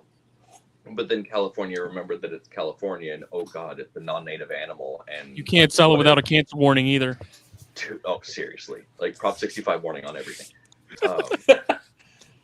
But I got them during that like 3 seconds they were legal, but their natural habitat lake was used for tilapia farming. They just dumped a bunch of fish in there, fucked the lake, and then now I think it's University of Kentucky has the largest population of them in the world. But yeah, That's weird. Interesting. They're cool. I mean, I've heard that they can regenerate their brain if they lose half of it. So that's kind of interesting. Wish people could do that.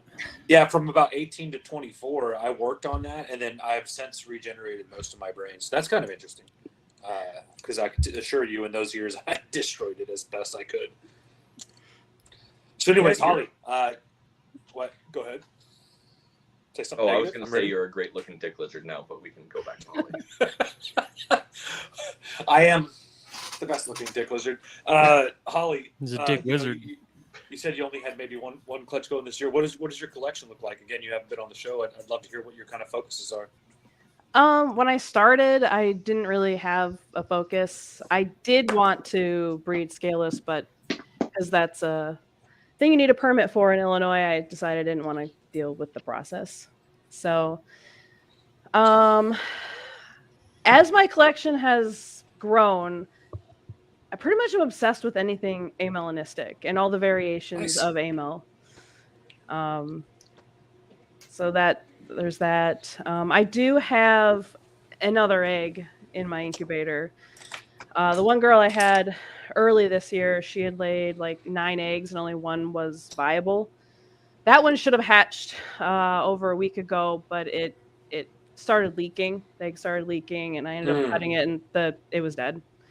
That sucked, but she did double clutch on me, so I do have one more egg in the incubator from hers because she only decided 2 should be fertile. So I don't know what happened with that. She was a first-time mom, though. So there was that. That's not really probably going to be anything special, but since she's my favorite snake, I'll probably just keep that one. Yeah. I have just pretty much on track to have 20 snakes by the end of the year, probably more to my husband's detriment, but yeah, just got a handful of things. A lot of things I got from Tinley, a lot of things I picked up online. Nice. We have a kind of a don't ask, don't tell policy in this house. Yeah, it's definitely we don't count. We counted a little bit this morning, and things got a little hectic. but no, I think that's really cool. Working with a lot of different AML. I hate to say it. For some reason, in this hobby, there's too much like ball python adjacent mentality. There's nothing to not poo-pooing on ball pythons, because I do think they're very neat. But a lot of people are kind of always going after what is hot, what is the new thing, what is the back in the 1960s, they produced kind of one of the coolest looking corn snakes, and that's just an AML corn snake. And I'm in that same camp. I think just an AML, for me, it's AML Motleys and Ultramel Motleys just make my toenails just bend right up. They're gorgeous animals, and people constantly forget about that. You don't always, we had a gentleman earlier asking kind of, what's going to sell well. Well, what's going to sell well is the thing that you love, because you're going to take care of it, you're going to market it correctly, and you're going to sell the thing you love, because it's easier to deal with, right? You're not going to think about wholesaling it. You're going to be okay when you got to hold a few back, and so that's it's a hobby of love. There's got to be passion in it. There's got to be that intrinsic idea of, this is what I like, so therefore I work with it. Yes, there are things in this hobby that definitely sell easier. AMLs and AML Motleys and Snows and stuff like that definitely do sell a little easier. It's a price point thing. JT kind of mentioned that. But yeah, I think it's great. Work with the AMLs. Line breed AMLs. Make AMLs that look fucking awesome, and keep that up. It's that's the cool thing about corn snakes. I don't think there's a corn snake guy in the world that it gets fussy when they hatch a normal or an AML, right? We're just stoked, like, oh my god, it's more corn snakes, right? We all nerd out about it so much. So I think it's a great thing to like and focus on. Yep. All those allergies. Yeah. Oh man, allergies are just gorgeous right now. It's just a little blessing from Satan. You know what I mean? Mm-hmm. Just coursing through our veins.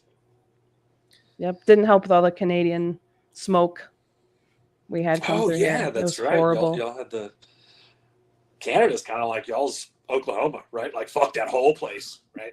Just yeah. Huge shout out to all of our Canadian listeners. Go fuck yourselves. But yeah.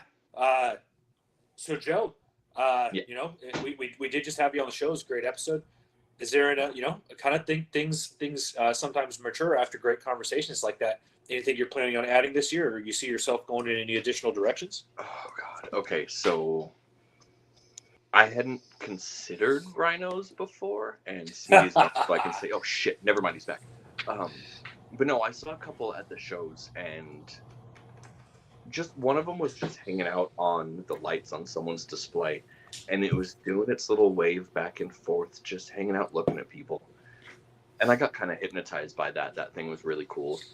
But then, and then, like we talked about last time, your damn Alterna with that great, like the melanin, the black just coming into the giant orange bands, that's ruining my life. Yeah. And then as far as species go, now my buddy had that Sonoran Gopher at the last show that I was at. And I just sat there hanging out with this damn snake, and I would make them take it back and walk away, and going back and forth. I'm pretty sure I'm going to call them up this week. I'm like, hey, so it's my birthday. I'm just going to send you money, and the next time we're at a show together, like, just give me the damn snake, and yeah, I'll bring it home. But then there's other stuff like waiting for a bunch of you guys to produce, because some of the stuff that's even just corns is, dude, that the QB thing that came out the other day, that thing's face is incredible. I don't know what it is. And okay, so I've talked to Smitty about this before, that orange in between saddles on baby corns. Yeah. That on normals and AMLs, they both got, it's that fucking perfect. Love that color. And that cube thing has that pinstripe of that color down the whole body. And it kills me, and it reminds me that, like, for a long time I really wanted to get the I don't know hognose morphs. The Super Conda is the one where it's got the head pattern, but sometimes they get that little stripe down a perfectly washed out body. And I'm not going to get Super Condas. Yeah, they're amazing. They're so cool looking. Well, that's why I asked too, because that one that Chris hatched that you're talking about, like, I asked if it was related to the nut job that he sent me, because she has that sort of similar, like, odd line and then the head pattern was kind of similar, where it was like sort of bone white, washed out sort of deal. Oh, the female. Okay, so the one you're talking about is the female ultra male stripe. Yeah. No. Oh, okay. No. The bonehead. No, completely unrelated. That was produced by somebody else. Yeah, that's that kind of sun-kissed, weird. We don't know. It kind of like a mask AML that has the split pattern on it. Yeah. Yeah, that's a weird snake. I don't know what's going on with that snake. I have its pairing saved. It's very odd. Legitimately, like the most psychotic corn I've ever owned in my life. Like if I even like reach up to grab a tub next to hers, she comes shooting out of that hide and just like if it moves, she's trying to grab it. Like no one is safe. Can y'all see my video? No, kinda. It's not as frozen as it was before. I was gonna say I have this charcoal oddity from Eric that's like not supposed to be a charcoal, right? Like it should have been I think a charcoal lavender or a charcoal diffuse or something. I have the notes from him, and that snake is a psychopath. Like if I open up its tub, it does this like rad thing where it like just jumps out. It's not trying to bite me. It's just like everywhere. And yeah, so some of them just have those weird attitudes. Most corn snakes not like that. Most are just like chill and just want to hang out. But yeah, no, that neat little stripe thing. The odds on that clutch were really weird also. So ultra male to AML, we should see 50% AML, 50% ultra male, right? Like that's pretty decent math. Out of 11 eggs, I got 3 AML. So it is what it is. Tessera, I only got like 4 Tessera in a clutch that should have had 5 or 6 Tessera, and then that one stripe came out. But if I know for a fact the male is motley stripe, he's motley het stripe, so he has one allele of motley, one allele of stripe. I also don't know if allele is the right word, and if it's not, everybody can fuck themselves. But then the female is just motley, and she was sold to me as a motley to motley pairing. But then it kind of says, okay, maybe she was also motley het stripe. But again, if that's the case, out of 11 eggs, I shouldn't have gotten 1 stripe. So yeah, like I said, that weirdo's a girl. Me or somebody is going to have to keep her because it's going to Alex. Y'all heard it here first. Alex and Joe have to have a arm wrestling match at Daytona, and the winner takes all.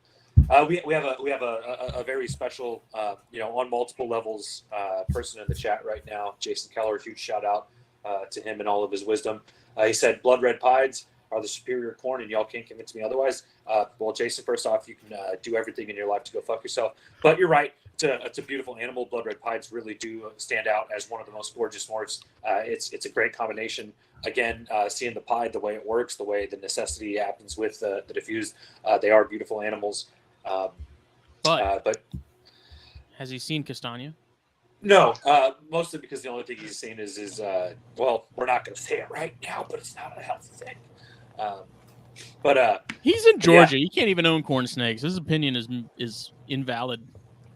Before he got to Georgia, it was invalid, Justin. But good point.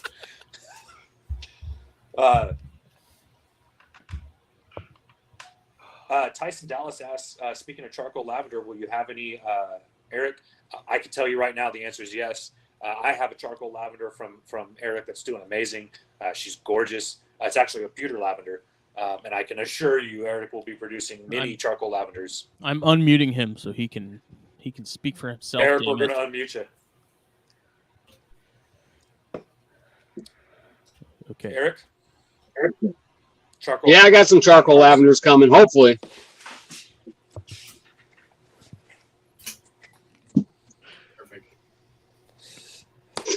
Right. You heard it here first, guys. There will be potentially some charcoal lavenders. I hate that the audience.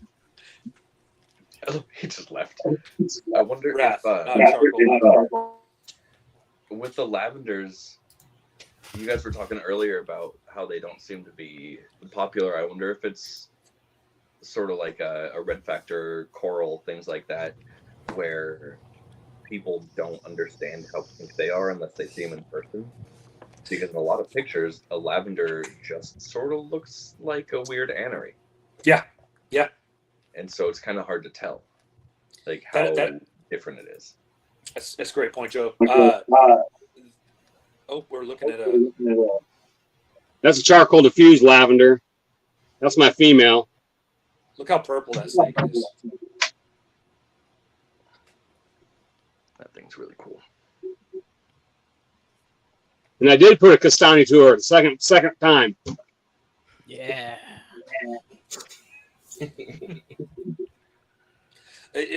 Joe, you're right. There are a few morphs in there. Lavender, castania, the red factor, the salmon snow, coral snow stuff. It's really weird.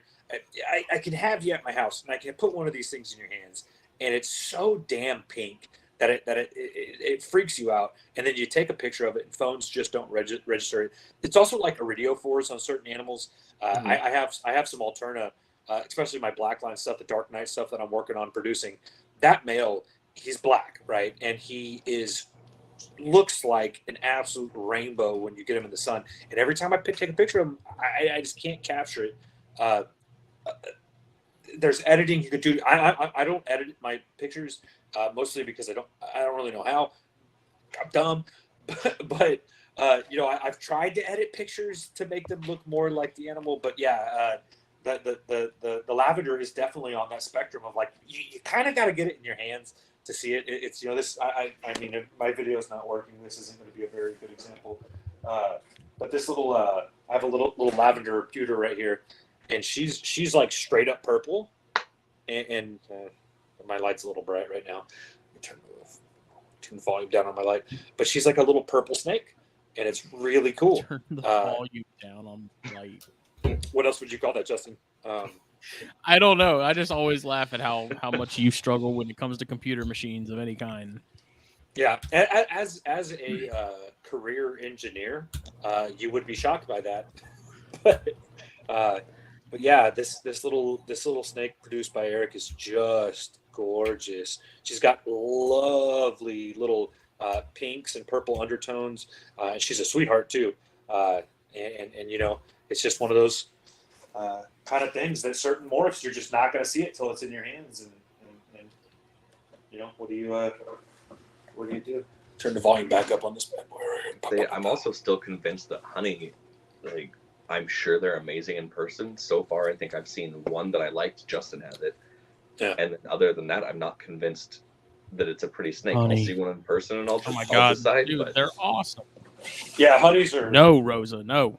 You know what? You know what would look really good with honey? Castania. Charcoal, anery. I think honey is kind of again, I don't know how well these pictures are coming through, but you can kind of see some of the yellows on this boy. Yes, Castania especially.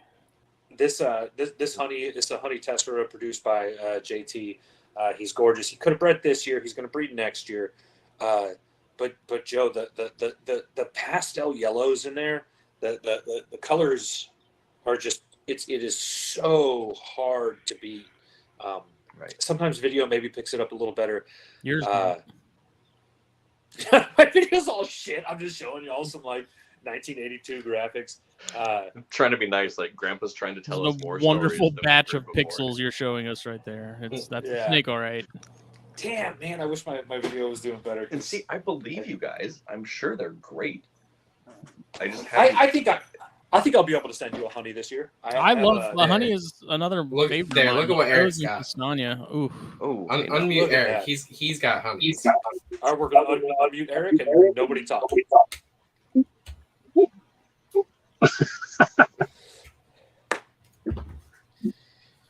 Ugh. It's disgusting. She likes to breed when she likes to breed, not when I like her to breed. Same. yeah, we're live. I have to avoid so many jokes right now. Yeah, I need to get that honey stripe girl sort of up to size by next year because I'm planning to yeah. her with that male I have from JT as well. Is it the one with that weird like pulsing pattern down its back? Yeah. I fucking love that snake. It's that honey did you ever stripe. play well, it was like Kirby Touch and Go on the 3DS where you were using the stylus to draw lines for Kirby to follow? Nope. You're the wrong nerd. I am. But It's that I love that pattern on that specific. You say it was a honey stripe?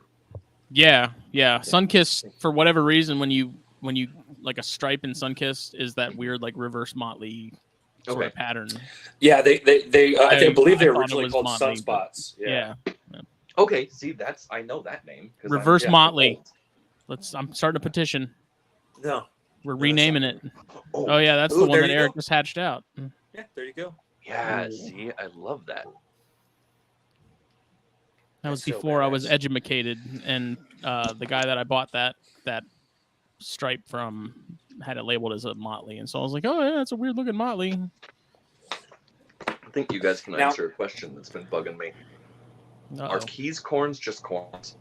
Yes. No. Yes.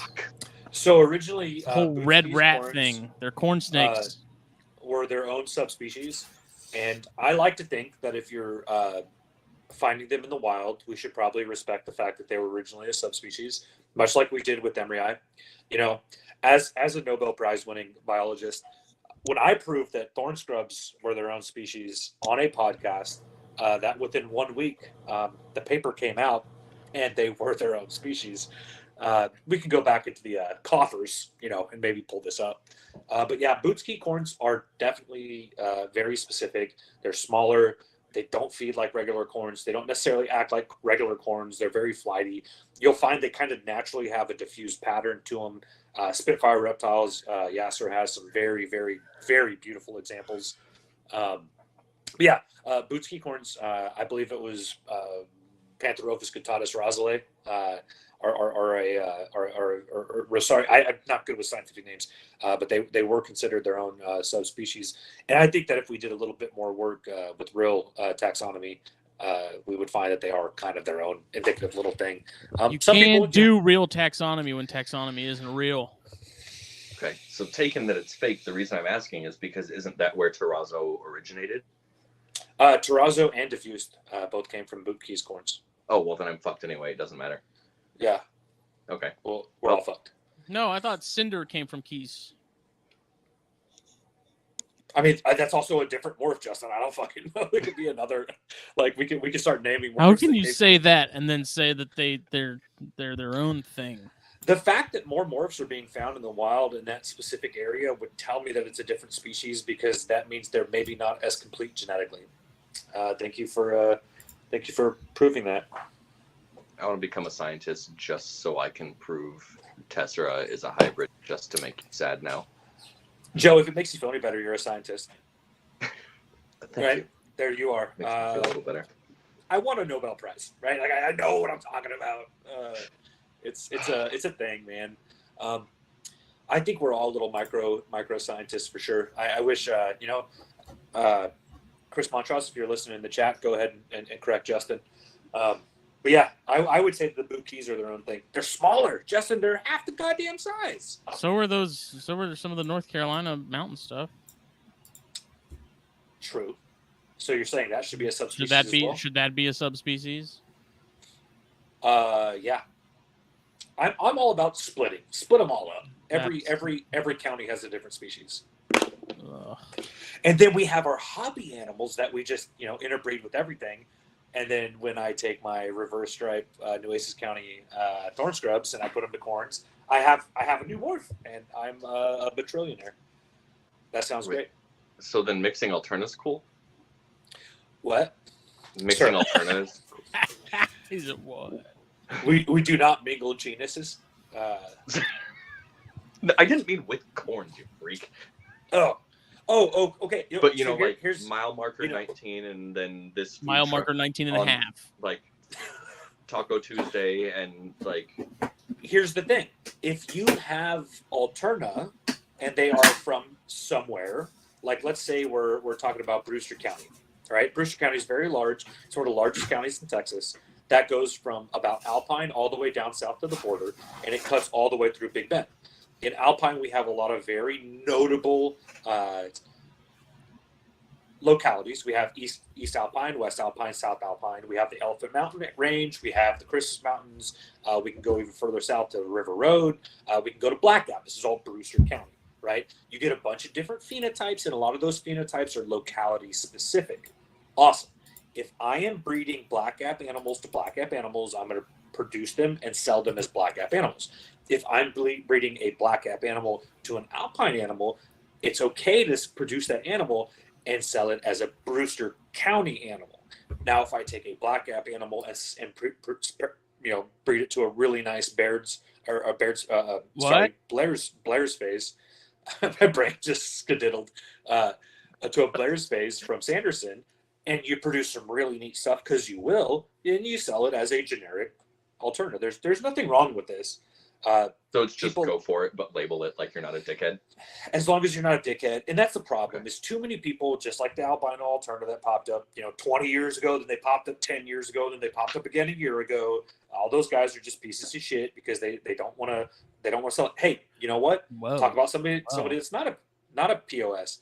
Clint Bartley recently posted a picture of some very beautiful albino alternative, but he knows that those are not albino pure alterna. He knows they have a certain percentage of Ruth Van Eye in them, and he is breeding them and marketing them as such. That's awesome, right? Like if you're going to do hybrids, that's totally okay. Breed it and market as such. It's on the hobbyist to carry on in the future saying that this is not, as long as we're honest to people. Honesty is like, I hate saying honesty is the if all be all, but in this hobby it has to be, right? Selling animals with, selling stuff with unknown heads, and you just don't know what's going on and you can't figure it out. Okay, you can't figure it out. Be honest about it, right? Like, I produce a snake, but I'm not entirely sure what the fuck it is. We all love it. We all kind of think we have ideas on what it is. We probably need to breed it to figure it out. And just be honest, right? Like it's just label it as a new species and move on. It's just right, Justin. More species, so you're agreeing with splitting corn snakes into multiple different phenotypical species. Here we go. We got Boonski's back, and Justin, go. No.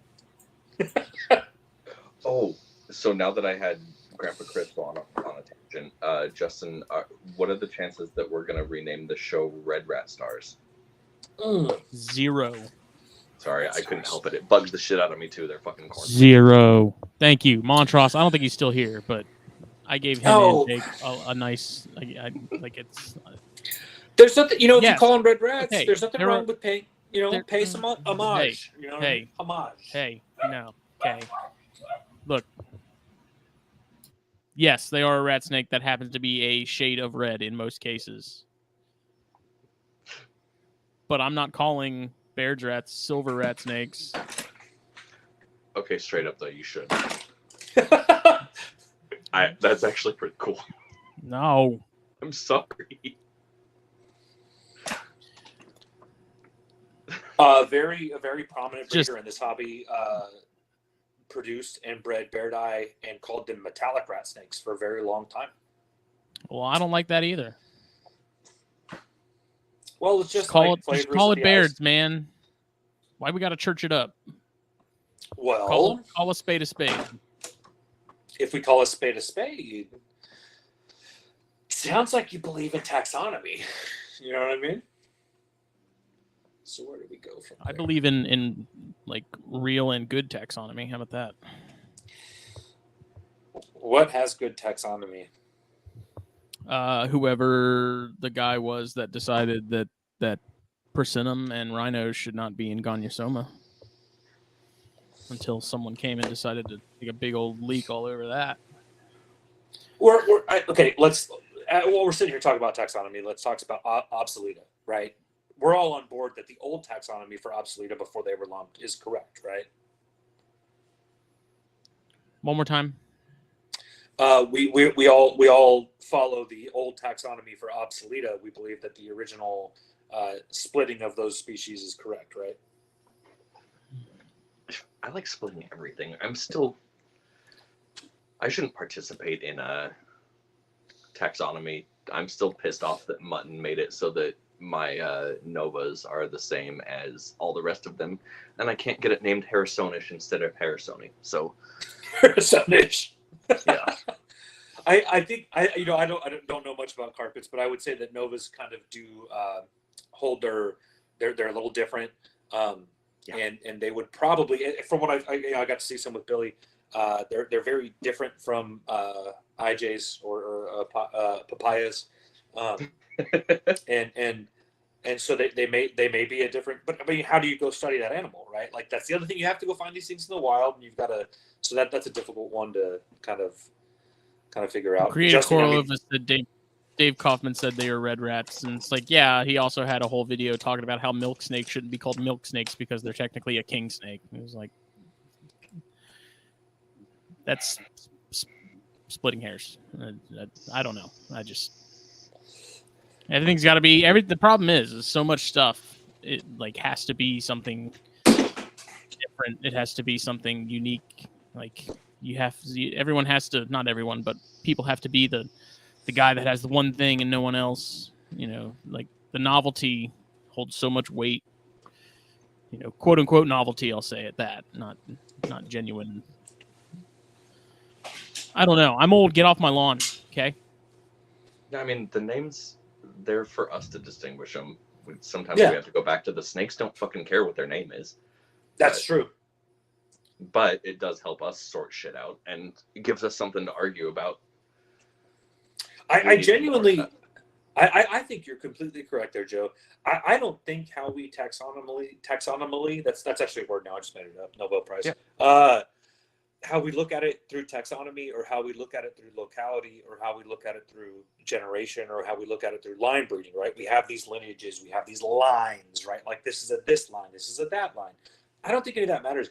And the only time it really matters is when this. And I don't mean for this to sound too political, but when the government gets involved and tells us what something is, right? Mm-hmm. When somebody that necessarily their bias is based on taxonomy, right? Like I know that Holly, you actually made a good comment about this scaleless in Illinois.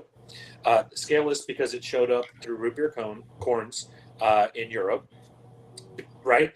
Because of that, somebody got a hold of that and decided that, well, these are hybrids. They have some amount of embryi in them, right? Like a scaleless corn snake is never going to survive in the wild in Illinois. I would be shocked if a corn snake would survive in the wild in Illinois with y'all's undoubtedly freezing temperatures often. And yes, there are embryi there, and I understand that if it's a protected species in the state, if they have found one, maybe that's something you shouldn't have. But at what point does the government get to step in and say, well, this is now what it is, even though taxonomy changes on a damn near monthly basis, it seems like sometimes, or yearly basis. That's when it becomes deleterious to the hobby, right? That's when it becomes a problem for all of us. And so taxonomy's wasted on the government. and so are taxes, and here we are. Well, no, it's like, how are we going to tell people that this one, a difference of a split anal plate versus a singular anal plate, and then, a couple extra scales on the preoculars or whatever is going to warrant something should be a new species, should be protected, when those people that are saying, yeah, you're right, can't tell me what a garter snake is compared to, a carpet python. Yeah, exactly. It's just, I don't know. Hayden actually just made a comment in the chat. He says, so that's why people call scaleless corns rat corns. So yeah, the original story for scaleless corn snakes in Europe, a gentleman was breeding root beer corns. So a root beer corn is an embryi to a Guttatus hybrid, and they're gorgeous. And we have friends that work with them, and they're beautiful snakes. That's where the creamsicles come from, and creamsicles are some of the most beautiful base AML types. And yeah, so he hatched a scaleless corn. It somehow made its way to America, and it kind of popularized from there. Again, neat looking snakes. I think they're badass looking. Really, really, really fun, and they're completely healthy in the hobby, and we've proven that over many generations. There's scaleless corns in the 15, 20-year-old range. And yeah, so that was originally a hybrid. And so every single scaleless corn snake holds to it some amount of genetics from the original embryi lineage. The question we can all go back and say is, did that come from the embryi? Did that come from the Guttatus? Something made it a thing. Eric's here holding up something neat looking. It looks like an albino. That's pretty cool. I don't know what that is. What are we looking at here? Scales diffused. Albino. Really cool. That's badass. Just came out of the egg. Still, it's creepy and cool. It's like Alice Cooper. I'm breaking the law. And you're You here rebel. first. But then again, I think there's purchase to be said. You know, I don't know. It doesn't need to get turned into a political conversation. But the second we start having dampers put on our hobby based off of oddities, I don't think that's the right way to do it. And I think that'll hopefully over time solve itself and kind of whittle itself out.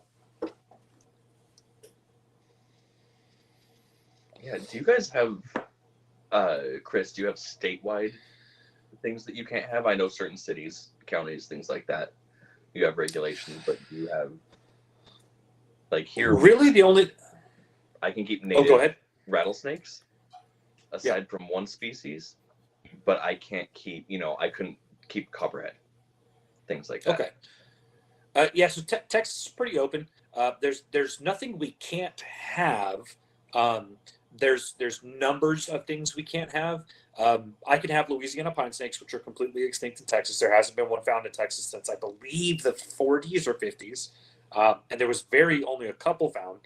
Their habitat is completely gone. Were you the one that found them, or? This I did not. Though I was alive in the 40s and 50s. Couldn't help it. I think I'm older than you, but I'm not going to skip old jokes when I can get them. No. I have gone and looked, but there's none left. But no, the thing that Texas is more worried about is what you sell. Okay. Texas will allow you to have up to 6 of even endangered species. Reticulated collared lizards, I believe, are still on the list. They have whitelisted and blacklisted certain species, so I can have Texas indigos now, and I can actually breed them, and I can ship them. There's nothing against that, but I'm not allowed to sell them. Also, reticulated Coleonyx, the Coleonyx reticulatus, I can have and breed. I'm not allowed to sell. If I am selling native Texas species, I have to have a Texas native tax identification system for non-game species. So if I'm selling gray bandeds in Texas, I have to, you know what I mean? I have to do that. I don't sell gray bands in Texas. I have actually not really ever sold many gray bands anyways. But after you get past, the number is always 6 for some reason. If you get past 6, you have to be able to prove if you're selling it in Texas. If you're selling it out of state for some reason, it's completely okay. Now, I don't work with Texas indigos. I don't work with reticulatus yet. I will someday hopefully work with reticulatus, Coleonyx reticulatus. But there are some species, the reticulated collared lizard is kind of in that camp of you can have them, you can collect them, but you're not supposed to sell them. And that's kind of one of the weird things is like, I can ship you an animal that I've produced, but I cannot sell you an animal I've produced. Recently sent Dr. Loffman and Jacob Bratz some black pine snakes. Didn't sell them to him. I just sent them to him. There was no money exchange hands at all. And Dr. Loffman was one of the ones that actually cleared that roll up for me. You can ship these animals. You can gift them, especially if it's to a school. That's totally okay. But you just can't sell them. And Texas is very strict about a lot of this stuff. You can't sell it. And so if there's any proof that money exchanged hands, they probably get fussy. And Texas is very fussy. But yeah, there may be a couple of endangered species. I know we have one of the racers, the blue racer. There's a very rare racer that lives here that's endangered. And I think some of the lyre snakes. We have a cat-eyed lyre snake that I believe is endangered.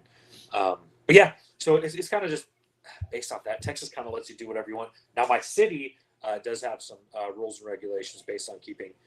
But yeah, Texas is pretty chill with most of it. Right. So then, Holly, does that mean you can't have? I mean, I don't know how anyone would be able to tell, but you can't have a root beer corn because I don't actually know the answer to that. Because I do have a het scaleless that looks very emery. So I hope not. because that would suck. But Justin, why don't you unmute Eric and he can tell us? Yeah. Eric, What was go the ahead. question? So what is? Can you have the root beer corns or? Now without permits. Okay. Yeah, the scales all need permits because of the emery eye. We haven't found an emery eye in Illinois since 1980. In fact, the last place I know an emery eye was ever at, there's a Walmart sitting on top of it now. But and the funny thing is, I live right on the border of Iowa. Iowa, there's emery eye in Iowa too, and you can have them over there. So, I mean, it's just a matter of our state's herpetologist making that law. Right. Huh. Well, yeah. Sadly, one of the things is They don't exist here anymore, but in order, like, yeah, and they're not here anymore. But that means you can't have them too. If we can't have them, no one will. And what sucks is probably the state biologists that are in charge of any type of herpetology. It's the last thing on their mind, right? Like they're probably worried about some kind of newt or something that is getting run over by Walmarts, like you said. They're not worried about whether it's going to have. Yeah, they're not worried about private collections or the impact it has on the hobby. Local populations, those take a backseat to Walmarts and Dollar Generals and all that other stuff, Yeah. Yeah, that's why I can't find Cal Kings in my town anymore, and why I haven't seen a fucking ringneck since I was in 3rd grade. But yeah, cool. Hey, Elizabeth, how are you doing today? Oh, that's really loud. I'm doing good. Barbecue and Fit asked a great question. I've seen Morph Market where they have stuff labeled as jungle corn. What is that? So jungle corn is a California king snake and a corn snake hybrid. They're really pretty enough already. Yeah, but they're really weird, and a lot of times they are infertile. It's cross genus species hybrid. Cool snakes, but they're very pretty. They're very random from what I've seen. The parrot disagrees. Let's say, oh my, thank God somebody has a bird. I thought that was over I'm here. so sorry. I thought he would be asleep by now, and he's not. I'm just happy that somebody knew what it was. He wants says, let me out. He wants Yeah. freedom. He wants out. He's a brat. He's a Quaker, and his name's Oatmeal. He's a I want a Quaker. parrot so bad. You want a like parrot a so bad? weird religious cultist? Yeah, dude. Come take this one. He's a pain in the butt. I'll cook it and eat it. I was walking through my house at like 3 o'clock the other morning, and he whispered his name in like this really creepy demonic Oh hell voice. no! I almost killed him. So he's my favorite bird now. Oh no. No, any animal that's like a 3 a.m. scare the soul out of you. Like, I love that shit. No. Because then I So can children- pretend there's not actually ghosts. It's just my stupid frogs being an asshole. I like your bird now. So just children. Oh, dude, the demonic sounds we hear through our house with the lychees is so funny when people come over and it's like 10 o'clock, 11 o'clock at night. You just hear like, rah, rah, rah, rah, rah, rah, and it's like, We have pet gremlins in the other room. yeah. And then I We actually got have them. We got them wet. a fucking living gremlin just like screaming at the top of her lungs, like punching holes in the walls because she's my child. She doesn't sleep. Are you setting him free? Yeah, no. That's not a parrot. Oh, that's not a parrot. you little baby. That's a different kind Look of at this goblin. little chum chum goblin. You look very confused. She's being fussy. Hi. Hello. The parrot's probably like, this is some bullshit. Oh, he cries like the baby. He's So, like, I don't- maybe if I cry like the baby, they'll think that I am the baby and they'll come hold me. He's really good at it too. Like if I have her in the living room in her swing or her jumper or whatever, he's in the living room too, and I'll be like in the kitchen or in another room, and I hear fussing or crying, and I come running in here. It's the bird. They love this. I one's need not to. old enough. I don't know. I want a parrot, but like every now and then, our PetSmart has some Quakers and some stuff, and I'm like, I know surely if I know what the sort of the the deal is with PetSmart reptiles. I'm sure with birds, it's probably not any different. So I'm like, Do you like demonic toddlers? Because that's basically what a parrot is. I will train it to not be a demonic toddler. It And will if be you my own personal chupacabra. if you really don't want a demonic toddler, don't get a Quaker. Quakers are buttholes. They had one at my local PetSmart. They named him Kobe because he had a little basketball hoop with a basketball attached to like a chain, and they said he would just hang out and like shoot threes all day long. That's funny. Got Bill from Coal Black Exotics in the chat. What's up, Bill? How you doing, man? Red rat nerds. What You is brought your baby Eric mic. doing? Oh Being man, awesome. He's working. He's working. When you Is have Alex 14 working too? I don't know where he went. He just disappeared. He just disappeared. You showed up and he said later. Eric's doing the Lord's work over there with 1,000 babies. Ah. Keep showing us cool stuff. What's he got in his hands right here? Handful of pinks. Eat him. He's- Give you he's- $5 to eat him right now. Don't do that. What's my old That's boss? gross. Ate Swear to God, if he does, I'm gonna puke. I can't remember what Holly, they I called don't it. think you've said one word.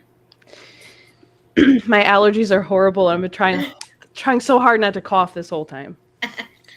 Holly went over axolotls and their penis transformation with us. That was actually quite exciting.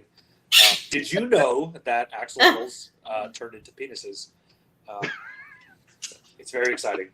Turn into penises. Yes. You get to Google Into it now. different penises. I know it's- that a duck can change the size of its penis based off of its competition nearby. So I think a You're lot of right. people do Wow. that mentally too.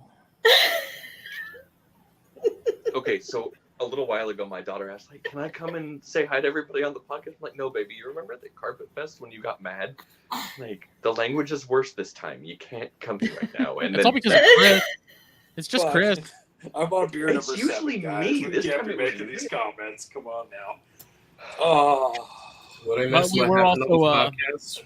We were also discussing how great Castagna is and how it needs to be put into everything and everything. Like Tessera? Like everything and anything. no, Everything. don't Tessera everything. Damn it. Not Tessera, also- Castagna. Yeah. Bill, not to side rail this wonderful conversation about stuff. Bill said it's ungodly hot down here. He's in Texas right now, and he said, "How do you desert people do this?" Well, it's kind of fun. I have desert heat and the humidity of the ocean that is 500 feet from me. So the answer is, about how I do this, I don't know. I'm stupid. So Just suffer in silence. Yeah, we At just least- suffer in silence. At least you have ocean wind. I just have humidity of like the swamp. Oh, that's right. Up where you're at is just insanely swampy. You're like Yeah. Louisiana adjacent. Yeah. And God, it has been hot lately. What part of Texas is he in? I believe he's in El Paso right now. doing Somewhere, some, near the some border. official work. That must be Oh, he's in- nice. Oh, he's in Tucson right now. Oh, he's in Arizona. So yeah, he's probably real hot. Oh no, Arizona should be fucking illegal. That the heat there would be miserable. I think it's actually the work he's doing right now. Something about Arizona being illegal. But yeah, Arizona has a very special level of heat. But what's beautiful about Arizona, it's the same thing as beautiful about West Texas, is at night it cools down and it's usually pretty nice. Dude, Get a lot of you say that, but when we were in Texas at night and it was still like triple digits in Big Bend, wasn't all that refreshing. At least you it's- don't have the humidity. yeah, the humidity is what gets you. Oh It's God, the I'm old. humidity. I said it. I said the thing. I Oh. said it's humidity It's that gets you. Sorry, we're all embarrassed for you. Yeah. Well, goodness. Well, Elizabeth, you're on here now. How are things going in the collection? Good. I've got, let's see, my first clutch is due to hatch like mid-July.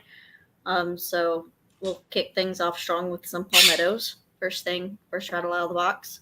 Nice. I finally got eggs from my het scaleless female that I paired to our micro scaleless male. So it'll be fun to see kind of how that inherits on either side. I've got, I think, like 5 females left that I don't know if they've bred or not. I've just kind of had them with males. So hopefully they go this year. And then I have maybe 3 that I'll double clutch if they'll do it for me. But we're pretty much just sitting on our hands and waiting at this point. Nice. Yeah, some of that palmetto stuff's going to be really neat. Microscale's a really neat one. I keep looking at it and I keep trying to decide if I like it or not. It's like scaleless adjacent. Scaleless is kind of the same thing for me. It's a prerequisite. I think at some point in my collection I need a scaleless anery just because the way they look, they're so damn cool. I don't know what it is with scaleless anery. They're so pretty, but scaleless still kind of freaks me out. But yeah, the micro scaleless are really, really cool looking. Kind of a different thing. Yeah, they're pretty trippy. If you want to step it up a notch on your scaleless anery, add dilute into it and get you a scaleless blue. Yeah. I still kind of regret I sold my blue motleys. Yeah, you idiot. I gotta say it. As babies, those are some of the coolest looking snakes. As adults, blue motleys are not that appealing. I don't get out of here. I just didn't really like them. I've gone back and I've looked at the pictures because I've got 30,000 pictures on my phone that I don't know how to upload to the internet, and I still look at those blue motleys. I've gone back and looked at those pictures, so I'm like, no, I made the right decision. That wasn't the morph for me. That wasn't the thing for my collection. It just didn't tickle my fancy, I guess. It's just me though. It's just me. Okay, so you have dilute scaleless. Is dilute not how like when you have a lavender scaleless you can't fucking tell it's lavender? I always thought dilute was similar to that, but is it not just scale deep? I guess I haven't worked with it. Who was that question directed towards? I guess you, because I think you're the only one that has. I don't have scaleless dilute stuff yet. Okay, I've got stuff. No, I've got stuff to make it. I got some head stuff from Ian this year. I don't know that I've actually seen a scaleless blue. Ian might have some. I'll shoot him a message later. He's sleeping now, I'm sure, but I can shoot him a message later and see if he has any. If he sends pictures, I can send it to you guys. Yeah, I would definitely be interested to see. Because like you were saying, scaleless lavender is not pretty at all. Not at all what you would expect it to look like. Yeah, it was really strange, and I love how shocked everybody got when it happened, because anytime we discover something new, some weird new combination, it's really fun to see. Well, that's because it's an actual scale mutation, right? Not the pigment. It's hard to do that when it doesn't have scales. I guess you just kind of assume that it would be the same color, just minus the scales, because like the scaleless anery looks similar to a regular anery, and the scaleless okatee looks similar to a regular okatee, and same with amyl. I guess you would just kind of assume it would be the same color, just sans scales, but it's not the case with lavender. Right, and I just wonder, is it something where like it's changing? Is it changing the way that light's refracting, and so we're getting a different reflection back because I've studied light theory way too much in my life? Or is it just like, no, that's just the color of its skin and the scales have nothing to do with it? I'm really curious about what pops out when that happens. Because, there's species of mammals, like dogs and cows, where they have one color hair and then their skin is a completely different color. Mm-hmm. So I don't know if it would be like that with scales versus skin on snakes. Yeah, I just want everyone else to do it because I don't want the scaleless in my house because it's creepy. It's not for everybody. I've had a lot of people mention to me that scaleless, it just creeps them out when they feel it, and that's okay because it's not for everybody. My micro scaleless, he kind of creeps me out because he's scaleless, but then he has these teeny tiny little scales all over him, and they're all different sizes and they're in a random pattern, and it's very strange. Yeah, they'll end up in this house at some point. My daughter loves them, and so at some point, anytime that I can, like, yes, let's also get this one more project because she thought it was cool, but yeah, she wants it, so we'll get it, and it will let me hold off on getting blue tongues for a while. I had blue tongues for a while. They're disgusting. they're really gross animals. They're really fun to feed though. I love how Eric's just randomly handling like multiple snakes. Oh, look how cool that thing is. Oh, it's a scaleless. Yeah. It's a Burn victim. Stop it. scaleless anery? Caramel? I can't tell. He froze right there, just like that. Perfect. Scaleless granite. Anery, maybe? Granite. Is it caramel? Is it caramel? I love trying to guess because he's not talking. Caramel. to It's us. caramel. There we go. I like the morph charades with Eric. That's That's great. keep that This is going. more fun. I want him to learn ASL, but I also just like it better this way. What's All your hell breaks loose when we unmute him. what's your Rosa, your plan for the Ladies Island stuff down the line? So, I mean, maybe next year they'll just go together. I named them Luke and Leia with the plans that the name implies. But then I also, you have one of the parents was different. You had 2 males. You would swap the males. I think Yeah, later. there's two different males. One got paired 1 year in 2021, and then one got paired in 2022 Right. to the same female. So, yeah. So maybe, maybe another pair from the other pairing at some point on down the line. And then, I mean, I want to put pewter to everything. So, but then I've also got the other project that I'm also going to plug pewter into because I've got the weirdos from Carol. Ooh, I that'll think be interesting. it depends on what Carol pops out for those weirdos this year, and if I'm going to need to add the entire clutch. I'm totally not going to talk to her about that later and then send some of you guys some. But Yes. yeah, for those, I want to see what just pops out of that first clutch for the Ladies Island. And then maybe I'm just going to burk the whole clutch and see who grows up how and decide, am I going to go for that really nice chestnut that I had as a kid, or am I going to go for, the more mahogany saddles? The fucking saddles on those things are gorgeous. So yeah, it's hard to tell right now because they're just these pretty wild types, and I don't necessarily want to go like thick border, red, orange. Right, Those right. have a place, but they're done. I want to see what these guys pop out first, and then, with you also still producing them, and then I don't know, didn't Jake had a pair? Somebody else had some too. I want to see, where everybody goes because I think we're all going to pick for different stuff. But for me right now, I want to see maybe a lighter, a little bit less of a melanin wash or tan along the base color. See if I can just bring out some of that kind of warm brown tone. Yeah. And then the borders can do what they're going to do on their own. And we'll just see. Like really pretty brown snakes. My partner makes fun of all the brown snakes. I did say that next year is probably going to be a light corn year, but I should have one of the 2021 males ready to go to pair back to that female. Right. And for whatever reason, if I don't, Jake has one from, I think, that same clutch. But that's the next sort of step in the whole line thing is happening there, which I'm really anxious to see and I'm excited about. Yeah. That new frontier of not knowing what's going to come out, what's going to happen. Yeah, it's just fun, and I would love.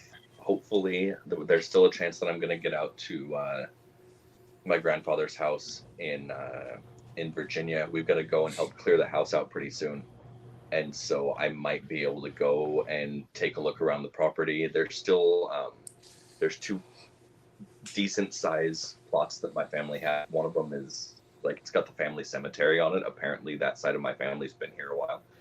And then my grandfather's house that we're selling. But if I can dig around the yard and flip over every single brick, rock, piece of grass in that yard, find a few corns there, and then get them home to myself and have sort of, Grandpa's backyard, little line of corns, that would be pretty fucking cool too. Yeah, I don't even that'd be they really look neat. like I want them. I am supposed to be getting my hands on a pair of the Spring Island corns, hopefully Nice. within the next couple weeks, which I'm super excited about because I'm thoroughly convinced that those beat the Hunt Club stuff, like without question, just in terms of the overall, phenotype of them and stuff. I don't know, like they're. If we were ever going to call corns red rats, which we're not, those would probably be the closest thing because those things Right. are freaking red. But I'm not going to give Montrose the satisfaction. That's, I mean, you gotta do what you gotta do. Liz is here. We can just call everything a pink rat. You're the only person that's ever shown me what they actually look like in a photograph. That's been amazing. Yeah, the pink stuff is not easy. It does not come without work. Yeah. I spend probably at least 20 or 30 minutes per pink snake just taking pictures. It's well worth it. Those pictures tough, are amazing. yeah. And I kind of retired from being a semi-pro photographer for most of my life, and I can't do that. I don't have that patience. And see, well, I appreciate it, but it really sucks because I don't even really know how to work my camera. I just kind of take like maybe 15 pictures on each setting and see which one comes out the best. I mean, the camera's like half the battle. The getting them to sit still long enough to get a decent picture is the issue. That's why I like that wood that they can kind of like prop up on. I like pieces of wood that have parts that kind of like stick up in the air at the risk of sounding inappropriate Kinda like- here. It just kind of like slows them down long enough to get photos of them. Yeah. And a lot of times I like evening natural light. Just in the evening when you can like barely see the outlines of the trees anymore against the sky. I really like that kind of lighting for pink snakes. Our backyard doesn't sit well for morning light, and I'm not up when the sun is coming up. I don't get out of bed until like 10 o'clock in the morning. So early morning is not happening for me. But I can't do anything in my front yard because we live in a neighborhood and an HOA, and I don't want people screaming because I'm coming in and out of my house with snakes because they think a corn snake is going to eat their child or their cat, heaven forbid. But yeah, I like if you give them something that's kind of like propped up in the air that they can perch on, they don't move quite as much. And sometimes you just have to kind of wait them out and let them get tired. And Right. then they'll sit for you. And I have some. One of my snakes, Elvira, she's a normal lava cinder anal anery. She doesn't sit still for anything. I have had that snake for 3 years, and I have not gotten a single good picture of her because she is a freaking idiot. Yeah, it's tough. I can't. It stand is that snake. really hard, yeah. I had this weird oddity that happened in my brain today where I was like, all right, I need to take pictures of snakes to actually sell them this year. And I see all these beautiful pictures, Eric, you, Elizabeth, JT take. I was like, all right, I'm going to take some pictures of some snakes I'm going to post for sale. And I started taking pictures today, and I was like, oh, man, I don't know what I'm doing. But Hey, I'm try to figure it. I'll be in Corpus here in a couple weeks. I can bring my camera. We might have to do that. I've got to figure it out. I've got Mouse too much sent the stuff. photo booth. There you go. Yeah. It's not a bad idea. Yeah. Yeah, it's so weird. With geckos, I don't know. I'm holding a gecko right now. I could take a picture of a gecko all day long, and I usually get it right. And it's just snakes are tough, man. They're just No, colubrids are tough because I don't have Colubrids any are issues tough. taking pictures of the green trees. I have nothing but problems trying to get pictures of the corns, the bears, the Brettles python, any of the Asian stuff. Like those are even harder because those Oh no. Oh god. still stay still even more. No. It's just it's frustrating. I could not take a picture of a Chinese beauty to save my life. I just have to rip the tub open and snap a picture while they're Yeah, not you got to moving. do it before they realize what's going on. Yeah. Or a bamboo rat. I had a bamboo rat once, Yeah. and oh God, no! It was very much wishful thinking trying to take a decent picture of that stupid snake. Rhinos are kind of the exception because the rhinos are usually just out sitting anyways, not moving. Yeah. But as soon as you like pick them up and take them out, they're moving constantly. So I guess those and the percentum are kind of the same way. But the percentum, once they realize what's going on, then it's just all hell breaks loose and they're ready to go.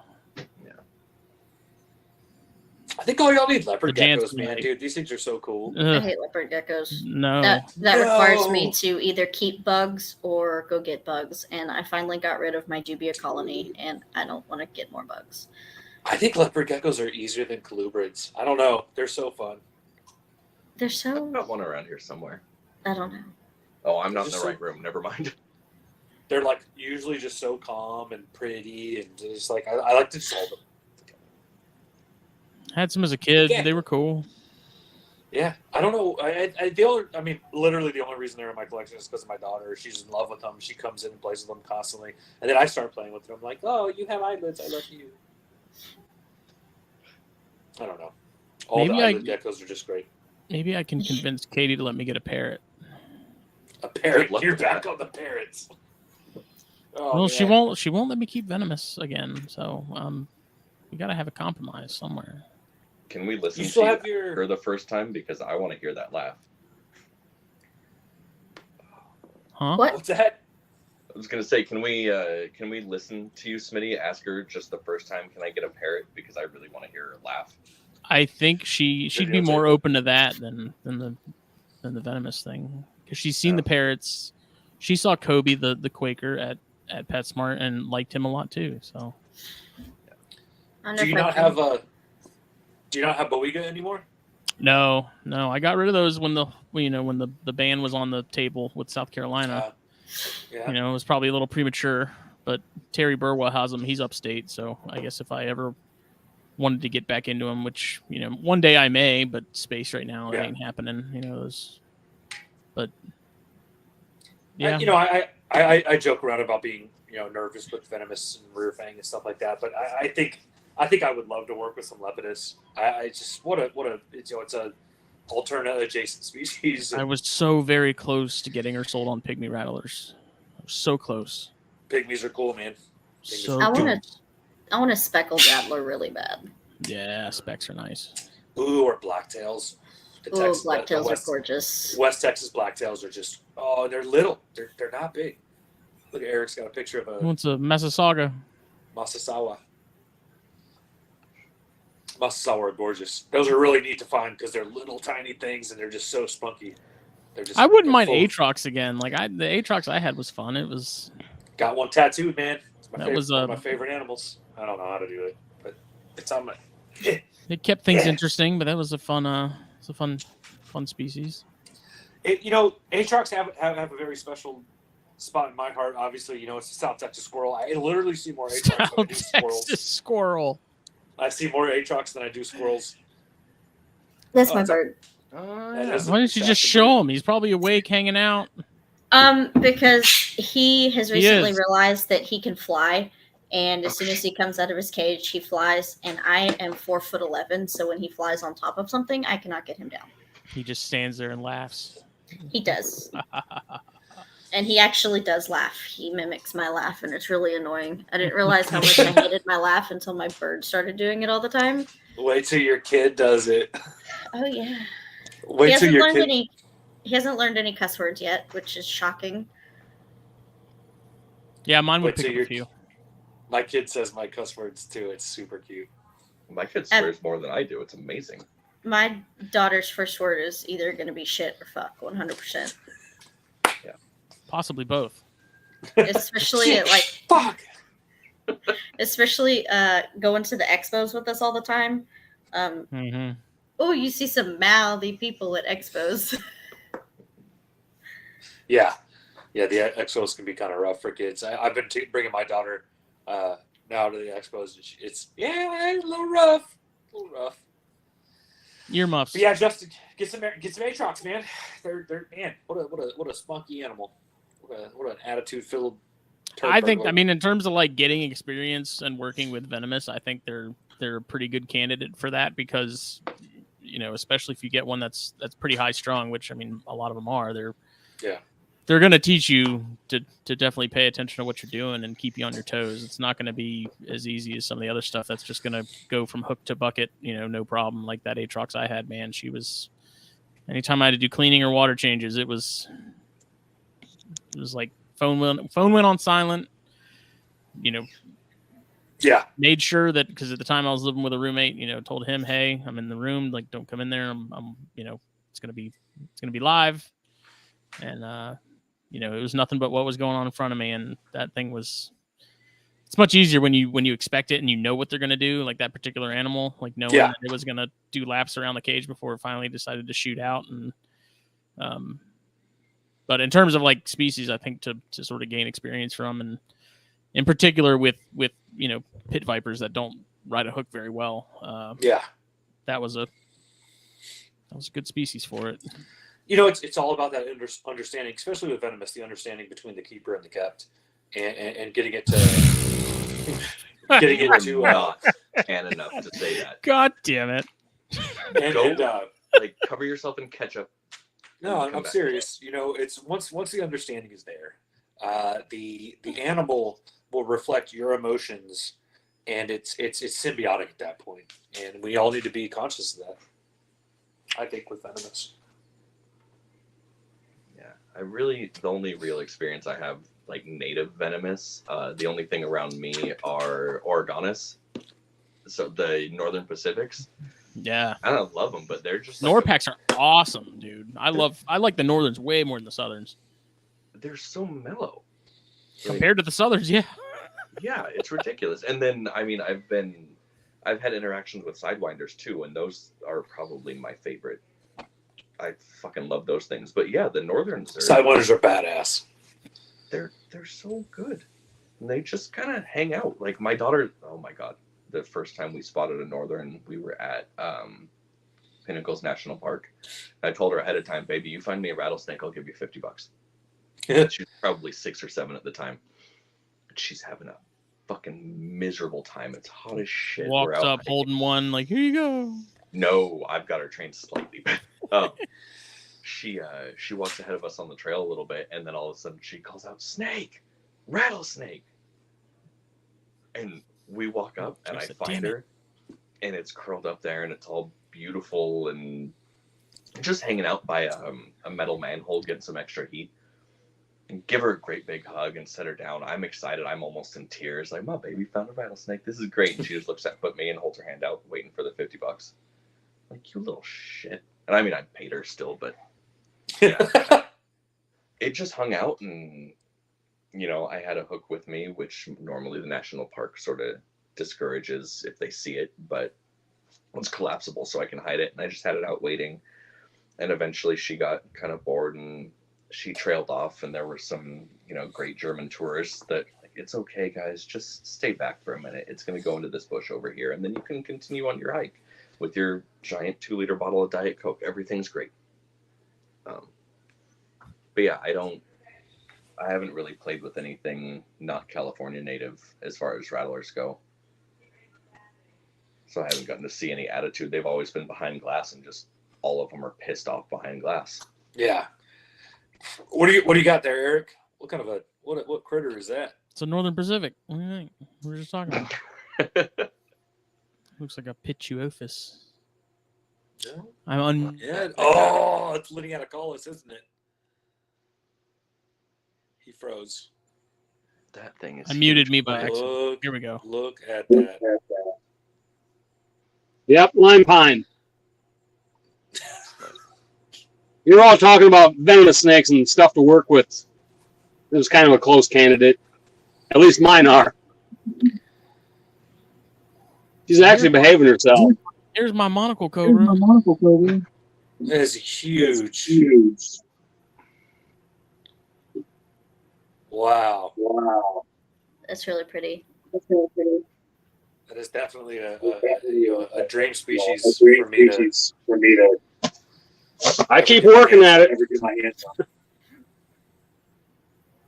They didn't go this year. That's Are a those the that's a sub handful there. They kind of look like subocs. They're the southernmost reaching species of Pituophis, and they're massive. And they usually have really shitty attitudes. What an animal! It's huge. Yeah. Oh yeah. That pattern is so cool. You know what that needs? Tanya. That needs to be in my hands. God, dude. Lineaticollis. Yeah, Pituophis lineaticollis. There's another subspecies that's adjacent to those, the Gibsoni, and those are all very south in Mexico. They range further than the Jani. They go down to the Yucatan Peninsula. And they're very, very uncommon in the pet trade. Tough to breed, tough to keep, but what a pretty animal. Wow. Yeah, that thing looks cool. Well. Oh, and of course you probably got smusked pretty hard. Oh, yeah. Hold your hands up like that. Ugh. Yep. Well, we're at Yummy. 2.5 hours. Is there any closing remarks? You mean y'all don't want to stay on here all night? I mean, I will. I ain't got nothing going on. It's a 4-day weekend. I have to work Monday and then I'm off Tuesday again. Yeah, I mean, next time, who has specters? We should get them to come and tell me where all the specters are. Where'd they all go? Yeah, I don't know what happened. Those, the heliconas. I think that's the right way to say that. Need to get Donovan on for that one. Yeah. Yeah. He worked with a lot of that stuff. We'll get him on again, actually, because he was like one of the earlier episodes. That was a great episode. Yeah. I'll have to go back and check that I don't one think we didn't even. I think we talked about it very briefly, but we didn't even really touch on the whole spectre thing very very long. So He was on Snakes and Stogies. was it Snakes and Stogies? Yeah. Yeah. So I don't know if y'all can see my pictures. There's a Pituophis vertebralis. JT has He said he hates specters. It's like Jeopardy. We've I don't know. got Can I get a T for 200? Is my video coming through? we've got Wheel of Fortune in the comments, and we've got charades in the video. This is my little pride and joy. That's really pretty, man. Chris. Yeah, these are the Pituophis vertebralis, the Cape Baja gopher snakes. And they took 5 years, but I bred them this year, and I've got 5 beautiful eggs from them. I thought I was your pride and joy. You are, Daddy. Whoa. Okay. But these are that's a 5-year-old big male, right? Small, tiny little That's guys. a beast.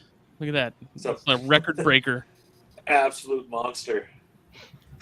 Are they Yeah, a smaller species? They're one of the smallest species of Pituophis. I mean, Okay. I've got corn snakes about that size. The anti-northern. I kind of Yeah. thought it was a corn when you first pulled it out, and I was like, Yeah. something's wrong about that. They're really neat, and they have a little bit of iridescence to them, and I don't think it's gonna pick Yeah, up on the camera, we ain't seeing that from here. but- Am I still pixelated? A little bit. Not pixelated, just choppy. So. But it's cool. I'm actually I've been cohapping them, and they're doing great. Both of them are eating real easy. They're keeping that calm demeanor. They're not kind of acting stressed out. Put them in a big enclosure. They're one of my biggest enclosures I have. So I've got those paired up. Don't tell Jake. Well, I don't think I'm going to get any more babies. It took a long time to get some. Here's kind of the opposite of that. About a 6.5-foot northern. There you go. There's a pretty snake. Tank. I want some northerns and I want some kanks, but damn it, I ain't got the space for them, man. Yeah. Travis Johnson had some really nice Kankakees as far as I remember. I love how calm these guys are. I love the Kankakees. I like the Yeah, the northerns kank's too. a killer. Oh, shit. I don't even know why I have the 2 southerns I do, because they're both males. I don't got real plans for them. The bigger one I enjoy. The other one I'm probably going to give my dad. They're cool, man. Southerns are great. I wish the Louisianas were legal to keep here. Yeah. We were actually talking about that earlier. You can keep them. You're just not allowed to breed them and get rid of them, essentially. You're not allowed to do anything with them. They can exist. They can exist in your collection. You can talk to Megan at Fish and Wildlife. She's in Austin, and she's not the nicest person on the planet. But you can get a license to keep and breed them. But I don't.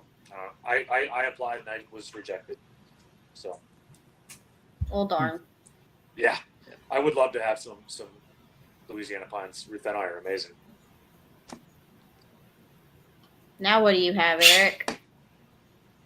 Pomilus. Oh, that's the smallest species of Pitiophis. They're like little garter snakes. Look how tiny it is. I have to. Is that full grown? Yeah, he bred them this year. He's got eggs. Oh my goodness, that's adorable. My eggs. They're little tiny Pitiophis. It's a catenifer. It's a gopher species. I need something like this because I love the pits, but they're so big, and I just don't have the room for a lot of big pits. You need Jani. I was to say, if you don't mind wild, I might find some more Pacifics this year too. Pacifics are cool. Yeah. The Pomilus are neat. They're a little jumpier. His is kind of looks like it's acting pretty well, but they're really good at musking and freaking out like a garter snake. Okay, then maybe I don't want that. You need Jani. Jani are just so easy. They're so fun. Yeah, I like Jani's. They're so good. It's my favorite Jake, I species. did see that one that you sent me that I gave to Jake. I saw that one recently. And that thing looks good. That's a good looking snake. Jani are great. Yeah. All right. Well, I think it's getting close to bedtime. It's hot in here still. I'm sweating. We will be back tomorrow night for Snakes and Stogies. Nice. This time tomorrow night, 9:00 Eastern. This episode was brought to you by BlackBoxCages.com. Check them out, Facebook, Instagram. Use the code THN at checkout. Save yourself a little bit of money. Get yourself something nice. New rack size dropping very soon. SilentHillReptiles.com. Silent Hill Reptiles on Facebook and Instagram as well. Check out their for sale page. JT's going to have a lot to get rid of here soon. And then FulviusApparel.com. Buy yourself a shirt. Look good. A hat. Get a hat. Get a hat. Still got to fix that. That might be on the docket for things to do tomorrow. And follow Alex at Keystone Corns. Follow Holly at Canterbury Corns. Follow Chris at Badlands Herpetoculture, or you can email him at geckodaddy696969 at hotmail.com. Follow Liz at Burning Ember Reptiles. Follow Eric at ECW Reptiles. Follow Joe Rosa at Open Hostility. All of the following on Instagram. We will see everybody later. Bye.